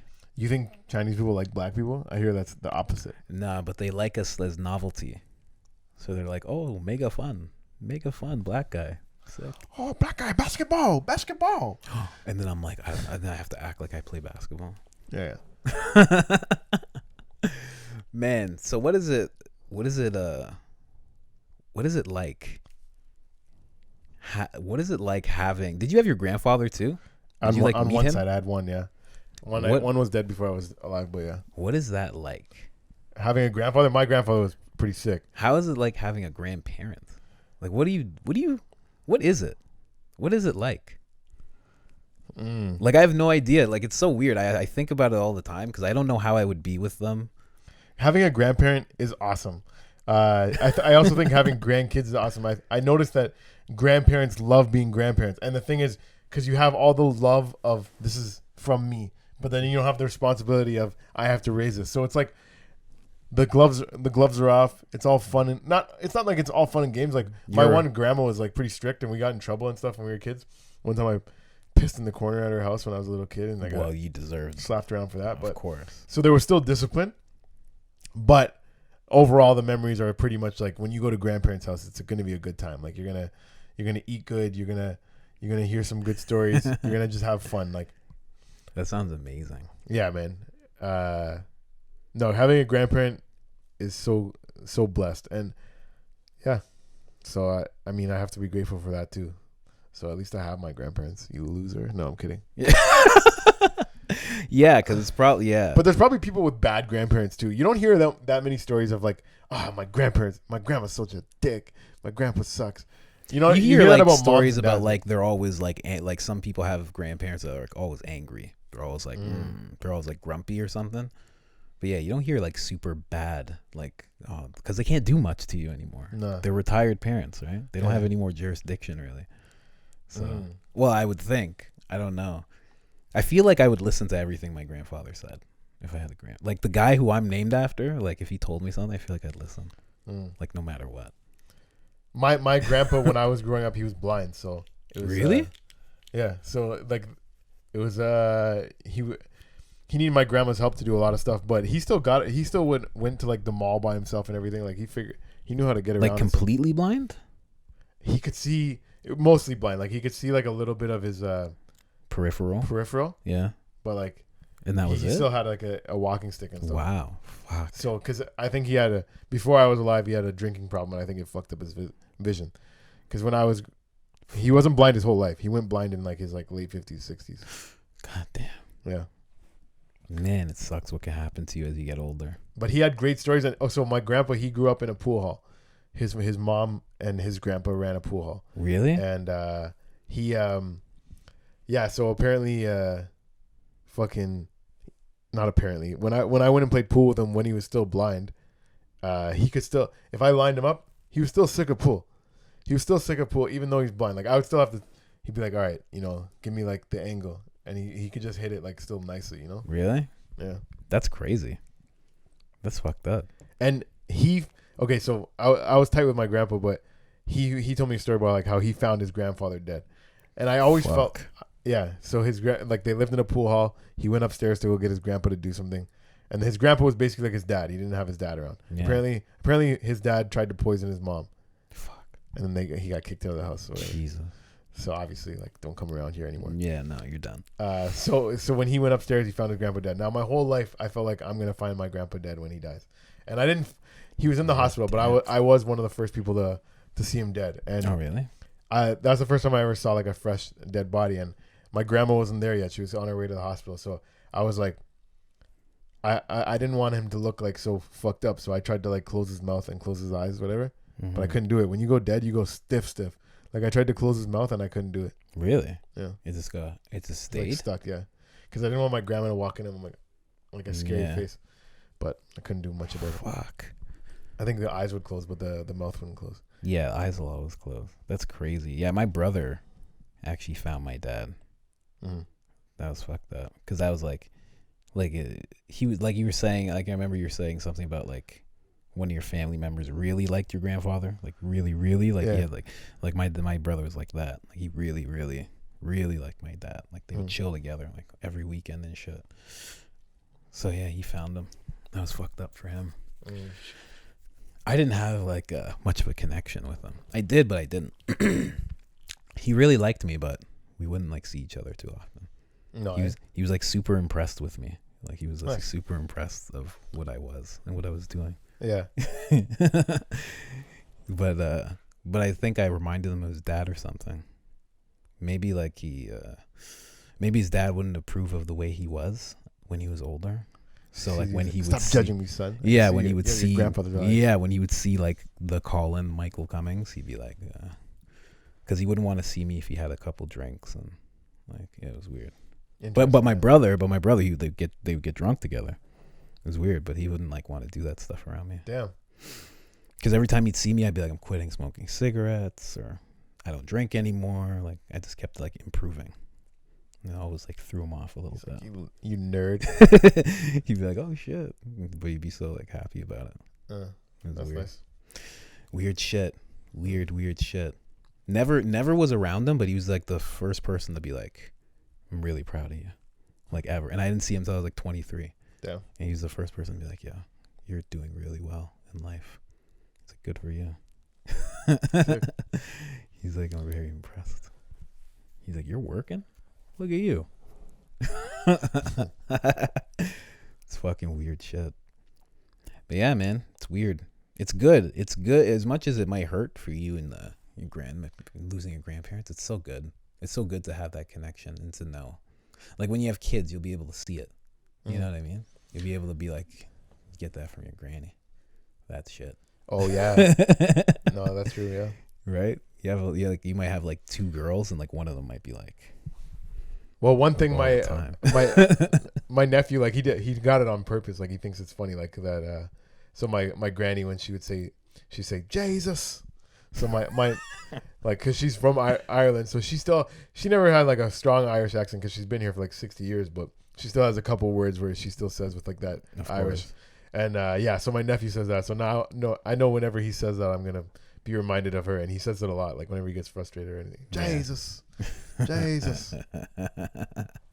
And yeah, no, yeah, there is certain things that like, yeah, it gets passed on, where it's like, oh, you'll see like, oh, you have your grandpa's nose or whatever. You have your, you know what I mean, like little things like that are just gonna be in people's face that remind you. Yeah, like I'd see stuff like that, like we all do, like with my like niece. Mm. She'll like look like certain things like look like my mom, like certain angles and shit. Yeah, It's crazy. even at the funeral there was like her old wedding book, like the old black and white pictures. So, and I was looking at that, and when like, they were young. and yeah, and looking at her young, like she kind of, I never saw this like until now looking at her old pictures, but she looked like my sister a little bit. So now I wonder if when my sister gets old, if she's gonna look more like my granny when she like starts. For sure. Yeah. For sure. That's what happens. It's so weird getting older. All that shit. I was thinking about that. Like even when I said to you that my brother is 46, I was like, fuck. I'm like, but I'm 12 years younger than him.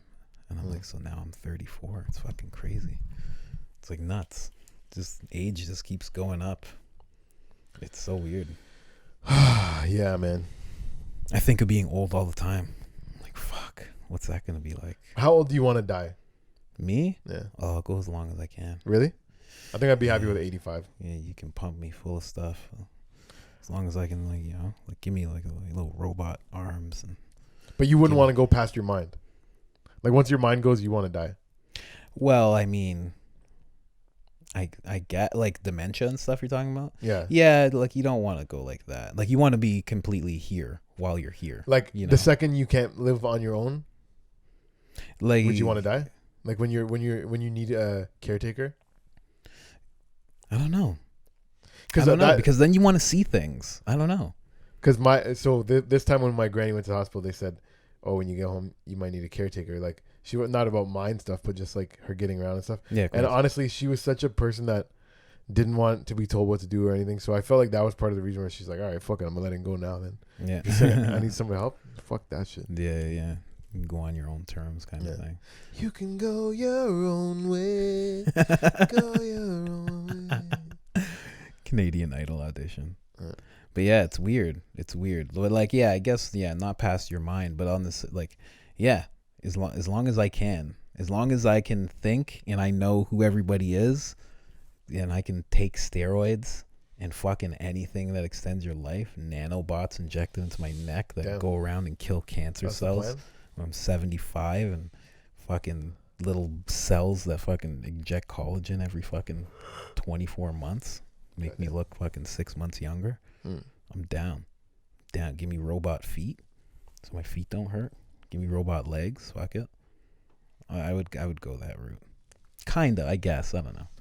When I say that, I think of it like I control it. But if like Rogers controls my legs, then I kind of don't want that. Or like Elon Musk. Elon Musk controls my legs. Like fuck. You miss a payment, your legs don't work.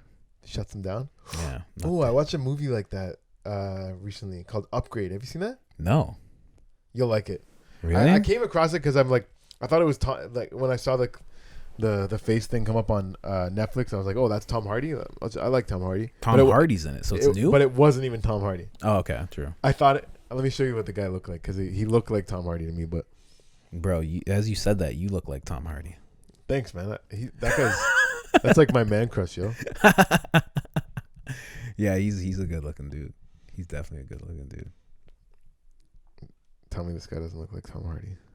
What's his actual name? Upgrade. I got to see this movie. That is Tom Hardy. It's not. It's not. No? That's weird. It's so crazy. That's why. Yeah, that's why I fucking. But yeah, watch that movie. It's Upgrade. It's about putting stuff in your upgrade. Not man, not machine. More. Wow. Yeah. When did that come out? 2018. I didn't hear about it. Did it suck or it's good? No. You liked it? I liked it. Is it on Netflix? See, like that's the same guy. He doesn't look like it. That's him? It's not him. No, man. Come on. I don't know. Anyways, check that movie out, yo. Upgrade. I gotta look at that and see what that's about. You have Netflix? Yeah, I got everything. I got Netflix, Crave. I got Disney Plus. Do you have I the got Prime. I got YouTube Premium. I got Spotify. What Wow. up? They're taking all our money, guys.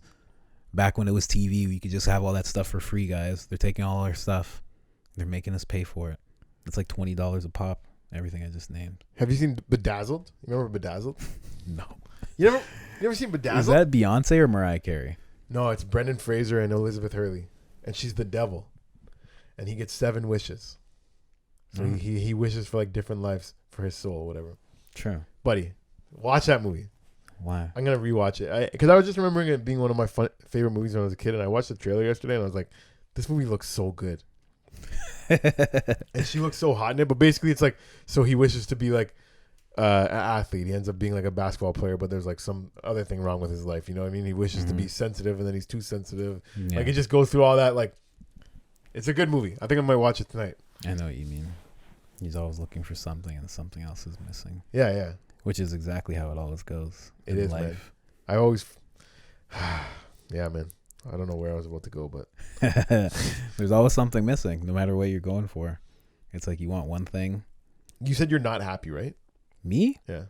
I think I fucked up my serotonin from smoking weed too early as a kid. Maybe because I just don't feel I don't get bursts of like one time I killed and Lewis was like, "Yo, you killed. That was amazing." And I was like, "All right, cool."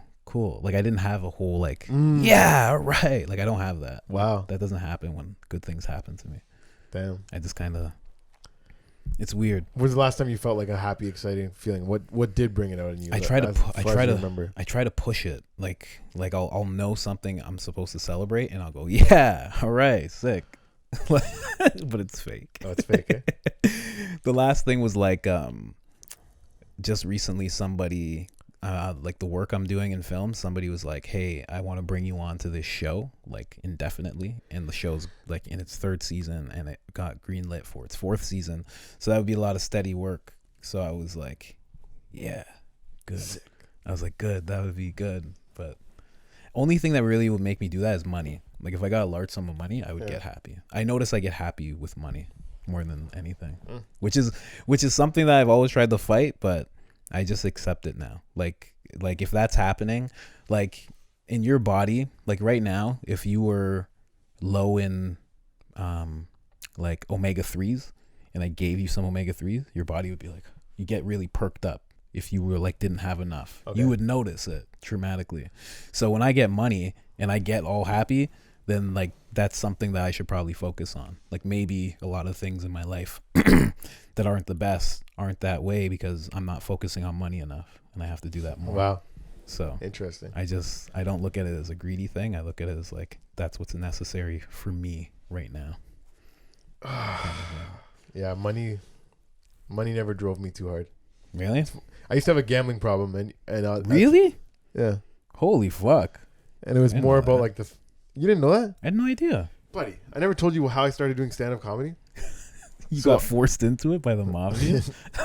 So I used to have a bad gambling problem with bookies and stuff, and I was like really fucking up my life for like a good 2-3 years, and one time where I owed money I couldn't pay, and I was like really stressed out, and I was like ready to die. I wouldn't kill myself, but I was like, if they want to kill me, I'm just gonna say kill me. I've had that, yeah. You know. And I got down on my knees and I prayed to God. Like I'm not a religious person, but I believe in God, and I don't really get down on my knees to pray when I do. But this is the first time in probably like years that I did. Yeah. And I just said, God, I need a new direction in life. Like I can't keep doing this. Like this is a horrible way to live. Yeah. And the next day, I felt like a little bit of weight had been lifting off me. I'm not saying God answered me right away, but I felt like, okay, I didn't feel like the itch that I have to gamble. Like at that time, every morning I was getting up, looking at what I can bet on that day, looking at different I was betting on sports a lot. That's what I was doing. For real. So I was looking into what like experts were saying. That's fucking crazy. And every morning I was waking up doing that. So this is the first time I didn't I had tried to quit before, but this is the first time I felt like I had the grip was letting go a little bit. Yeah. And like 2 days later, I ran into a friend that I see maybe like once or twice a year, and he was telling me that there's a comedy club in Brampton now. You should check it out. So I went that night, and I didn't do it that night, but I watched whatever. And then like 2 days later, I went up. Yeah. And I did really good, and I did good right away. And I'm like, that was God. God's telling me my new direction. So true. I have a lot of belief in God, and I'm so grateful that God answered my prayers. And a lot of people will say, "Oh, it's just coincidence," but I've had so many coincidences happen, and I'm like, God showed me the path. Like, this is what I'm supposed to be doing. And you see me do comedy, like you're like, this guy's a natural. He's so funny. Yeah. I actually do. So. And a lot of times when I tell people, they say, "Oh, how long have you been doing comedy?" I just say like 2 years, whatever. Now 3, going on 3, and they're like, "What? Yeah, that's it?" Yeah. I'm like, well, God, it's God's plan. God wanted me to do, and I talk a lot about like offensive stuff on stage, and dirty stuff and dark stuff, and people will be like, "What? What do you mean God told you to do that?" I'm telling you, God told me to do it. Of course, yeah, I believe that. I believe that strongly. I can't believe I never told you that. Yeah, I had no idea. I never heard that before. I was surprised that we didn't get into that on this, because I'm like, yeah, because you talk to people about why they're creative and stuff. And that's crazy. Yeah. True. I kind of had the same thing, the same kind of thing. But I asked my dad when he died. Yeah. I was like, you haven't helped me at all, and I need help. I'm like, you've never helped me. But I'm like, I need help now. And then slowly, comedy kept popping up. Like, he's the one that told you to do comedy? No, it just kept popping up around me. Like, people telling me to do it, this, that. And then finally, my buddy moved to a place. And there was a comedy place just down the street. It was Deb's. Nice. And I really wanted to do comedy.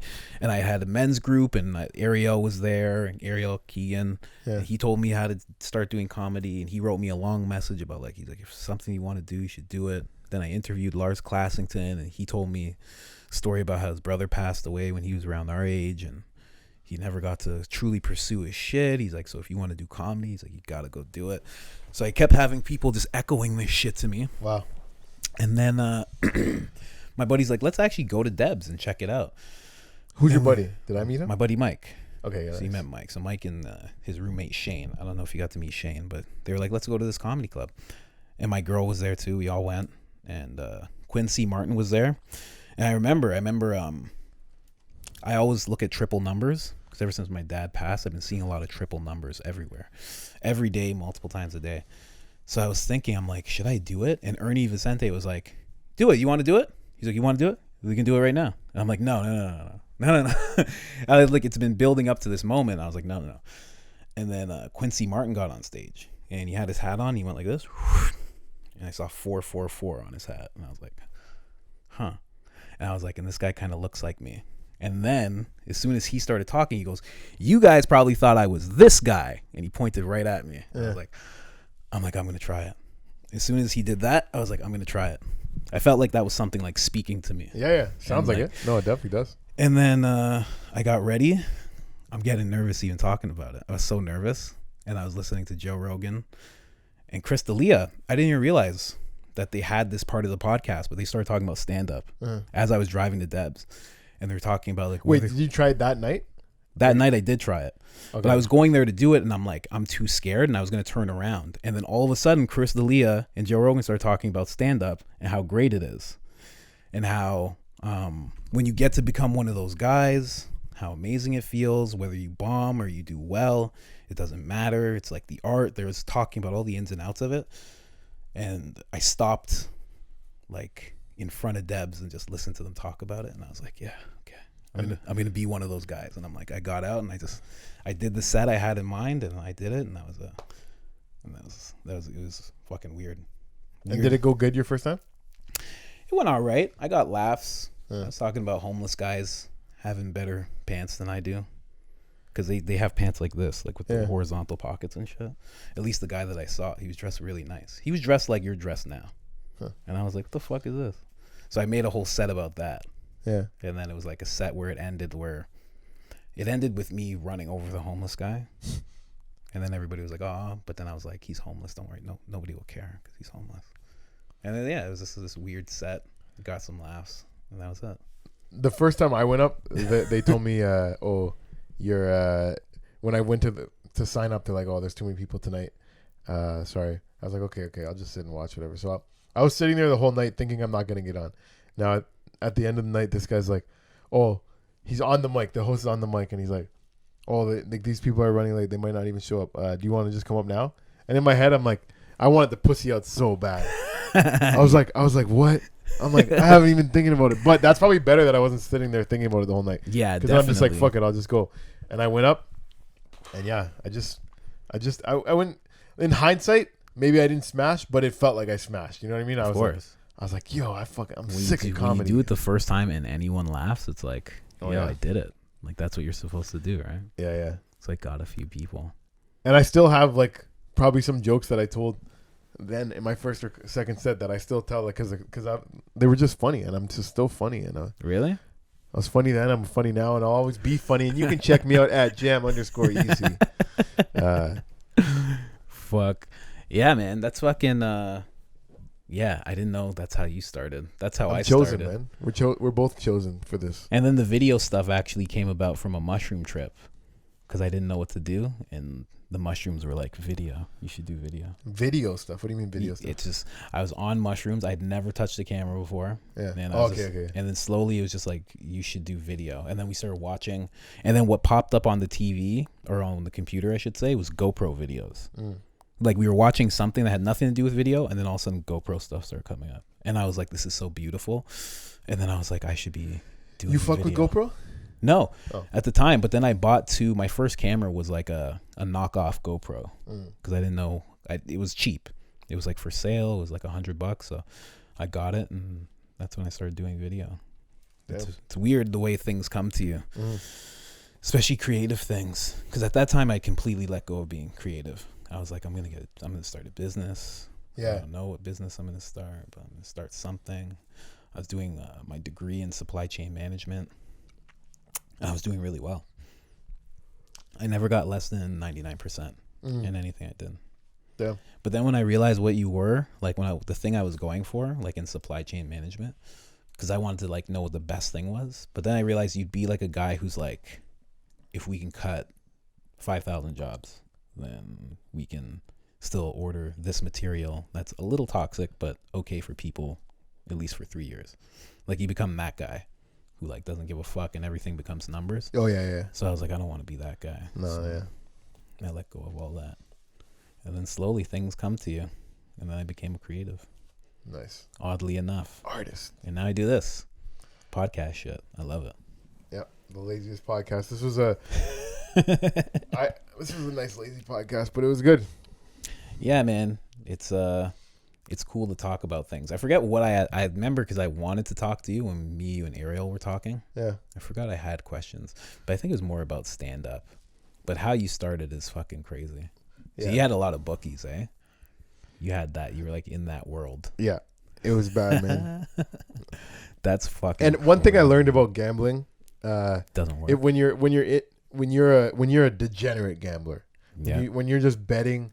I was betting on tennis matches in fucking Indonesia that I never heard of the two people, but it said that this guy was gonna win. So I was betting on rent. Like, it got to the point where I was betting on just random shit. And here's what I found out about gambling: winning a lot of money is fun, but there's nothing better than getting out of a hole the last day. So basically, okay, when you bet with a bookie, you bet from Monday to Sunday, and then the winners get paid on Friday. The losers have to pay by Thursday. So basically, like, you get what I'm saying? Yeah. So, say you're having a bad week, and you're down $1,000, and it's Sunday, and you want to make sure that you get down less than that. So the feeling of getting from $1,000 to down $200, so still losing money, was better than the feeling of finishing a week up $800. And I don't know why that is, but the feeling of getting out of a hole, there's nothing that feeling is like a bigger high than actually winning money. Yeah, 100%. That makes complete sense. Yeah. Getting out of a hole and then getting just even, like zero. Getting even. True. Yeah. Losing less. Like, if you were down a lot and now you're only losing like $45, you thought you were gonna have to pay $500. Like, that feeling was better than actually winning $200. Because that's triumphant. like you triumphed against that thing. Whereas when you just win, it's like you just dominated. And you don't want to just dominate things. You want to like work and play. I bet so much that I actually bet on that 2016 election too. Did I tell you about that? God damn. Who'd you bet for? So on the way, I was going to the movies, and on the way there, shit, you lost. On the way there, I was hearing on the radio, they're like, "There's absolutely no way that Trump can win.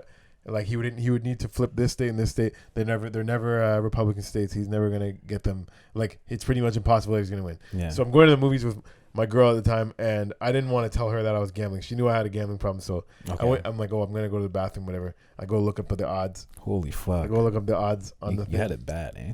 Oh yeah, I was a fucking addict. That's crazy. I go look up the odds. This week I was up like $600 already, so I wasn't really worried about having to. When you bet on the favorite, sometimes you have to bet like $200 to win 100. Okay. So at that time, Hillary was such a favorite that I think you had to bet like 280 to win 100 or something like that, like almost 3-1 odds. Yeah. So I was up $600. I put like 9 bills on it. On Hillary? Like, on Hillary to win to win like maybe 300 or a little over 300. So I ended up go to the movies, come out of the movies now, turn on the radio to see where it's at, and it's like it's almost impossible for Hillary to win now. She would need to flip this thing, like the exact same thing they were saying on the way in, but the opposite. And so I ended up losing all the money that I was up and then some. That was one of the worst bets I ever made. I can't imagine gambling. Like I can't imagine doing it. Because I've always had such a thing with money and like not having it. Like I've always had to do like so much to get money. So like I can't imagine just being like, all right, let's just see what happens. I can't imagine doing it with $1,000. Oh my god, I've never had more than $3,000 in my bank account ever. It really fucked up. It really fucked up. That got me a lot of credit debt too, because sometimes I didn't have. I was betting money I didn't have, so I'd have to fucking get credit cards and transfer myself money. Sometimes I would borrow money from a friend every once in a while. Like god damn, man. Like yeah, it was bad. It was bad. And I still bet on like Proline, but I definitely will never get back on the bookie thing. Like there was a couple times where I almost fell back into it, but I resisted. I'm just like. Comedy's my new addiction. Yeah. Stick to that. Yeah. You're better at comedy. Oh, definitely. I'm sure. The high and it's crazy. Like I swapped out one addiction for another, and I've heard that with a couple comedians, whether it's alcohol, drugs, whatever. Yeah. Gambling. I swapped out one addiction for another. Because it's a completely different high. I mean, the high with comedy starts before you even get on stage. Like I don't know about anybody else, but like even I remember I was talking to Quinn once, and he's like, I'm like, what are you doing? I'm like, what are you doing? You doing like the Eminem thing? And he's like, nah, I'm just nervous. And I'm like, what? Because I'm like, it was a friend zone. I'm like, you're nervous for the friend zone? I'm like, why? He's like, I always get nervous. So I always get nervous. And so do I. I get really nervous before I get on stage always. But it feels like good. Yeah. As you get used to it, you're like, I like this feeling. So imagine an addict, someone fresh off heroin. They'd be like, yo, this is something. Yeah. This is good. This is comparable. Especially when you kill. Oh, yeah. That's insane. Like I remember that one set I did at your show that was at Deb's, and like I actually had people like audibly stand up and go like, and like, because they were grossed out and shit, but they were like, just to have people move in reaction to what I said, I was like, holy fuck. Have you been to Deb's up north? Nah, man. Gravenhurst, bro. How far away is that? Is that like an hour and a half? It's like 2 hours, yeah. For 5 minutes? Are you sure? I don't know. No, she'll give you more than 5 for sure. True. I did like 28 when I went. Did you? Yeah. Okay, true. She'll give you at least 10.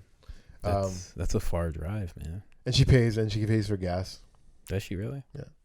Nah, she doesn't want me there. What, she didn't like you? I thought she liked you. She did, but I don't know if I'm worth paying for gas. No, you should ask her. It's good. Jay Kowalski was there fucking renovating the place today. Yeah, I saw that. Yeah. I saw that picture. I can't believe she is our Mitzi Shore. I wish she would stay in Toronto. Because she's really needed. She is our Mitzi Shore. Like the Mitzi Shore, for people who don't know, she's a person who like started the Comedy Store, and that's what Deb is. Like when you hear stories of Mitzi Shore, you hear the same type of shit with Deb. Like when Mitzi was young, she was running around fucking comics. But Deb isn't so much. She's more of a runs to the beat of her own drum. Mitzi was like a talent scout at the same time.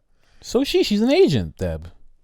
Okay, I don't know. Maybe I didn't know enough about Deb, but I don't. You didn't know that? But I don't see Deb really procuring talent. But she does. If she could stay in Toronto, she gives like people think that I'm good. She was the first person to think I was good. She was the first person ever to think I was remotely anything. Like the first 2 times I went up, or 3 times, like I think I bombed. I did okay, then I bombed, then I did okay, and she's like, "You seem like a comedian. You should keep doing it." Like she has a good enough eye, you know, to what you're talking about. But the thing is, Mitzi was wild too. Have you watched the Comedy Store documentary? No. Oh, there's like 6 episodes. I watched like 2 episodes. They're pretty good. Do they talk about Mitzi? Oh, of course, right? of course, yeah. Of course. Yeah, man, that's what she is. She really is. If she would stay in Toronto, I think she'd be really beneficial to the whole comedy scene. Like a lot of people write her off because she's so crazy, but craziness is and exactly what Joe Rogan always says is that Mitzi gave the keys to the lunatics. She let the lunatics run the asylum, and that's really what Deb does every time there's a show. Like she's still the host and everything, but she lets shit fly. She lets people do shit. Yeah. If we there's definitely some good comparisons there. Yeah, if she had a bigger venue and it was like in the heart of Toronto, she'd be murdered. People would love to just see her in general. She's such a character. Like if somebody ran an Instagram for her properly, it'd be ridiculous how much money she could make. Wow. It'd be ridiculous because she's such a character. Interesting. Bro, she's jumping off of bridges in Gravenhurst. That's true. Bro, she was still in Toronto. You could get her to jump off a bridge. Somebody came by her gas station and they just had a boat, and she has no use for a boat, but she bought the boat just to have a boat. She's like, it'd be fun to have a boat. Done. And they just have the boat in the front yard. She doesn't give a fuck. She said she was gonna buy a wrestling ring, and when I asked her why, she said, "Oh, comedy club, wrestling ring. You know, it just seems to go together." And I was like, "What?" Yeah. See, she doesn't give a fuck. It's so good. If you put that in Toronto and you put like the proper like Instagram like people around her, she's a gold mine. This is an incredible person. Definitely a patron of the arts. I'll say that. Exactly. Man, what are we at? 146. How long is this podcast supposed to be? I don't know. It's the laziest podcast in the world, man. I don't time it out. I haven't ate yet today, so let's not make it too much. You haven't eaten anything? No. Me neither. Well, you were just waking up when I got here? I was getting out of bed, yeah. What time is it now? It's like 5:30. For real? And you've been here since 12. Wow. Speaking of which, check out our podcast, Pros and Conquerors, the Bad Boys of History. We just did an episode on... Oh, yeah. Let's talk about that real quick. How did that come about? That's the new podcast that we're working on. I like to produce podcasts, and I asked the universe. I said, hey, I need to produce a podcast. Really? Is that how it happens? And nobody wants to do it, and then all of a sudden you called me up with an idea, and I was like, holy fuck, I'm down. How did it come about? It came about in 2 ways. A lot of people are tearing down statues, and I was genuinely curious. What made them so great to get a statue, and why are people tearing it down, and what's my opinion on it, right? And that's why I thought of the idea. And then why did I think about calling you? Instagram Lives. Pandemic, as much as it screwed over people, it did breed ingenuity. Desperation breeds ingenuity, and it made me start doing IG Lives. And you were like a pretty regular guest. Like I had you on a good handful of times. Yeah, and I always felt like the conversation flowed very easily with you. That's why I was like, I think I thought of like maybe two other people, but I think you were the only one that I actually called about it. So yeah, you were the first one that I actually called. So yeah, if you said no, I mean, the show would have went on without you, but I'm glad that you said yes. Yeah. It's an amazing concept. I like the concept a lot. I need more of that. Now the next thing I produce, I have to like not be in it. That's the next goal. Is to not be in the next thing. Porn. Well, fine. I guess I wouldn't be in that. No, I couldn't. I got my lady. She wouldn't appreciate porn. If your girl had an OnlyFans, would you be upset? How much is it making a month? Because if it's one of those ones that's making $200,000 a month, I'm completely fine with it. Ooh, okay, that's an interesting question. So 100%. Where's the cutoff point? Where does it get? Okay. Well, she's fucking other dudes. Like no, if she wants, no. I'm saying that would be the cutoff point. Like if she has to make private videos and it's with me, I don't care. That's fine. Okay. Yeah. But then you're out there too. You don't care about that? I would actually, because it's just gonna be my dick. I wouldn't mind being a guy that just gets head on a girl's OnlyFans. Yeah. Let me hold that POV vision for you. Exactly. Yeah. But yeah, so what amount would you be like? Honey, you're not making enough money. Cut the OnlyFans out. Like $1,000 A month? Like you're only making $1,000 a month, or 1,000's not bad. yeah, It's helpful around the house. yeah, that's not enough for So- doing all that. That's not enough for just fingering yourself and stuff. Yeah, like I don't know, like if it only equals out to that. If it's one of those crazy ones. Okay, where okay. it's like, No, it has. You're right. It has to be more than a regular day job. So yeah, let's say has to be. let's say she makes 10 G's a month on it. 10 G's is good. That's fine. 6. I wouldn't say 6. I'm just trying to find where the 10 cutoff is. When we get to 10, we can turn that to 30 really easily. Right? Whereas 6, it's harder to get from 6 to 10,000 than it is to get from 10,000 to 50,000. Wow. That's the way it goes when it comes to subscribers and followers and shit. Okay. Like your first 1,000, like Instagram, for example, your first 1,000 will be really hard. But to go from 1,000 to 5,000 is much easier. I don't know, man. Because the algorithms start to step up for you. All sorts of things start to change. Now I don't know what the algorithms are when it comes to OnlyFans and shit. But the main proponent of casting out your OnlyFans is Instagram, right? So now if we're talking about a chick who has $500,000 or maybe even 100,000 on Instagram, she's making money from that and from OnlyFans. So now we're talking about this income that's like 30,000 a month.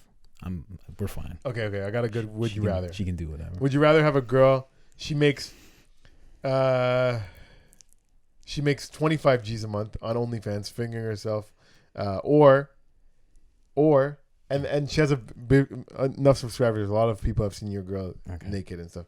Or she gets paid $500K one time a year to go fuck this guy, like Arab prince in Dubai. No. The OnlyFans, definitely. So the OnlyFans for more eyes and less money, just because she doesn't actually get penetrated. Yeah, well, not this. That's one man with a lot of power towards her. You don't want one man with a lot of power towards your woman. Yeah, you don't want that. Because now he's now dictating your life and hers. Damn. We're not doing that. No. When we go into OnlyFans, this is a business now. Yeah, she's a strong, independent woman. Yeah, exactly. Girl power at that point. Yeah. But I wouldn't mind if my girl had an OnlyFans. Yeah, no, if it's making that much. Like I remember I told It'd my be girl weird one when your time- uncle at the. Yeah, he recognizes her. He doesn't understand where from. Yeah. Oh, he understands where from. Oh, does he? He subscribes. He knows right away. He's like, I just watched you suck. Your sugar tet's 1046, aren't you? I'm the one that asked you to send me that video. You and the cucumber. You remember the cucumber dance you did? Yeah. So I'd be cool with that. I'd be cool with the OnlyFans things. I'd be cool dating like I remember I was talking about this with somebody. I'd be cool dating like a Kardashian or something. Because it's like they're out there. Which one would you date? Top choice. Kylie. Kylie? Obviously. Yeah. Why is that obvious? Because she has the most money or because she's the hottest? Both. It's both. But also, yeah. Kim seems like more of a person. Like, she seems like she might be more of a person. But Kylie's dad is Caitlyn. That would be a little bit annoying. Whatever. Colin, you're dating my daughter. You know, good pussy runs in the family, don't you? Yeah, baby. I find him annoying. Look at you. Oh, you're a big strapping. Oh, you're a big strapping young man. Wow. Aren't you? But he still, or sorry, Caitlyn doesn't fuck men. Caitlyn just became a woman, but I don't think she became a. Yeah, no, I don't think so. I'm not sure though. I don't know how that whole thing went. It's not that I don't want to look into it. It's just it hasn't made the forefront of my mind at any point. But yeah, that would be the one I would pick. Because you see them, like everybody knows what they look like. They're always doing like skanky shit, but you always know where they are. Like you can watch you can watch the show at any point and know what they're doing. You can go on Instagram. Everybody knows where they are. It's fine. You know. I would be cheesed if I started dating them this year when the show's going off the air. Like I would want to be on one season of Keeping Up with the Kardashians. Do you gain a little bit of? Yeah, I hope. Well, but then I got to be a good boyfriend. I don't want to be a dick on that show. But Scott Disick, he has a lot of fans, and he wasn't really that good of a guy to. Because he was a dick. He was like a great dick. He was like a funny dick. But people. He was funny though. He was like legitimately funny. Like people hated Chris Humphries when he was dating Kim Kardashian. Really? Yeah. No. Like when they got divorced, I went to a Raptors game, and people were booing the fuck out of him because of that. Like maybe some people were making fun of him, but other people were like just straight up like, we love Kim and we hate you. Damn. Yeah. See, that's wild. Yeah, whatever. But yeah, that's how the podcast came about. Pros and Conquerors. That's pretty cool, man. Right? Yep. And you ever know where things lead? It's so weird because like I started video, and now I'm considering not even doing video anymore and just focusing on podcasting. Yeah. And like maybe vlog here and there, and maybe make a film here and there, but focus mainly on podcasting as like a career. So it's weird. So maybe that's the only reason I fucking started doing comedy, so I can meet you and then we could do this. Who knows? Seems like a good place to end it. Yep. Shout out to Granny. Shout out to Granny. R.I.P. We'll miss you. Well, I will. I don't know if you will, but you would have liked her if you met her. Definitely. I love grandparents. I love meeting them because I've never had any. So. Yeah. Like there's this woman on set. Like I was on this movie called Spin, and she's like called me Grandma, and I was like, oh, I'm so happy. It's so good. I was like, hey, Grandma. So Grandma. Yeah. Love you, Grandma. She was old and she was growing weed in her house and shit. I was like, I love this lady. So good. Yeah. Allegedly. If anybody sees this, know who's Grandma, because that's actually her nickname. Never mind. Allegedly. But yeah, I guess we wrap it out. Hey, I know this is my podcast, but you're good at outroing things. Can you outro the podcast? Yeah, first of all, you can find me at jam_easy. You can also check out The Wet Beak every week, Wednesdays, and Pros and Conquerors, the bad boys of history, Mondays. That's with me and Colin. If you like hearing these two voices together, you can hear them together once a week talking about history and the bad boys in it. Also, when I said the bad boys of history, I meant they are the bad boys of history. I didn't mean we are the bad boys of history. Did you know that? Oh, I did not know that. Because I seen some of the posts that you make that I'm like, I don't think this guy gets it. No. This guy doesn't get it. The bad boys of history. Oh, I thought we were the bad boys of history. If you want to hear us bad boys talk about history. I didn't say it like that. Hey guys, if you want to hear us bad boys talk about history. I didn't say it like that, but I definitely meant it like that. Yeah. That's crazy. I didn't even realize. So they're the bad boys. Yeah. But you know why? We are too, because we're teaching people about history in a badass way. Yeah, I agree. No, but I just mean like because I thought of the names and I couldn't pick what name. Pros and Conquerors or the bad boys of history. But then I'm just like, Pros and Conquerors, the bad boys of history. Yeah. No, that makes much more sense. Yeah. Thank you for explaining that. Yeah, I would have never known. That's a good way to end it. Look at that. Learning things at the very end. Stick around for more lessons on Colin's process. And if anybody wants voiceover work, contact JamEasy. JamEasy Entertainment. Did you make that a company yet? Damn, son, where'd you find this? Don't do that. Hello. They'll sue you. Whoa. I'm trying to wahoo. Yeah, I can do voices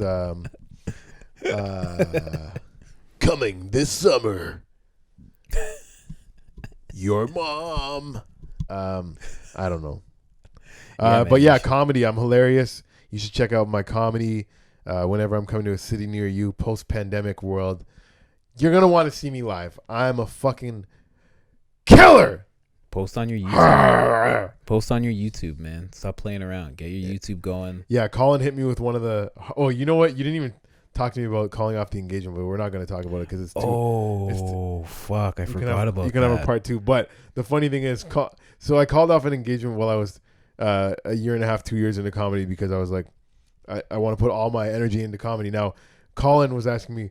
This is like 6 months after or a year after I called off the engagement. He said, what's your YouTube? And I said, I don't have one. And he said, wow, I thought somebody that called off an engagement would at least have a YouTube for their comedy that they called it off for. And I was like, damn, that is a fucking heavy line. And it makes a lot of sense. And he's right. And I should have a YouTube. I figured you'd have like a whole pay everything set up at that point. I figured you'd be putting like part of your salary into marketing and shit at that point. Yeah, man, you're right. Anyways, so we're learning lessons from each other. That was a good show, and I will have a YouTube coming 2021. JamEasy does it on YouTube. Stay tuned for that. This holiday season, Christmas. Hey. Just so Santa. I'm all about self-improvement, Jesus. right? Before I became a comedian, I was thinking about being a life coach, right? So I'm just going to put this out to you, okay? Starting a YouTube channel takes 5 minutes. Yeah. And you don't got to do it in 2021. Yeah, but I want to You get can do the it. people hyped up. You can do it right now.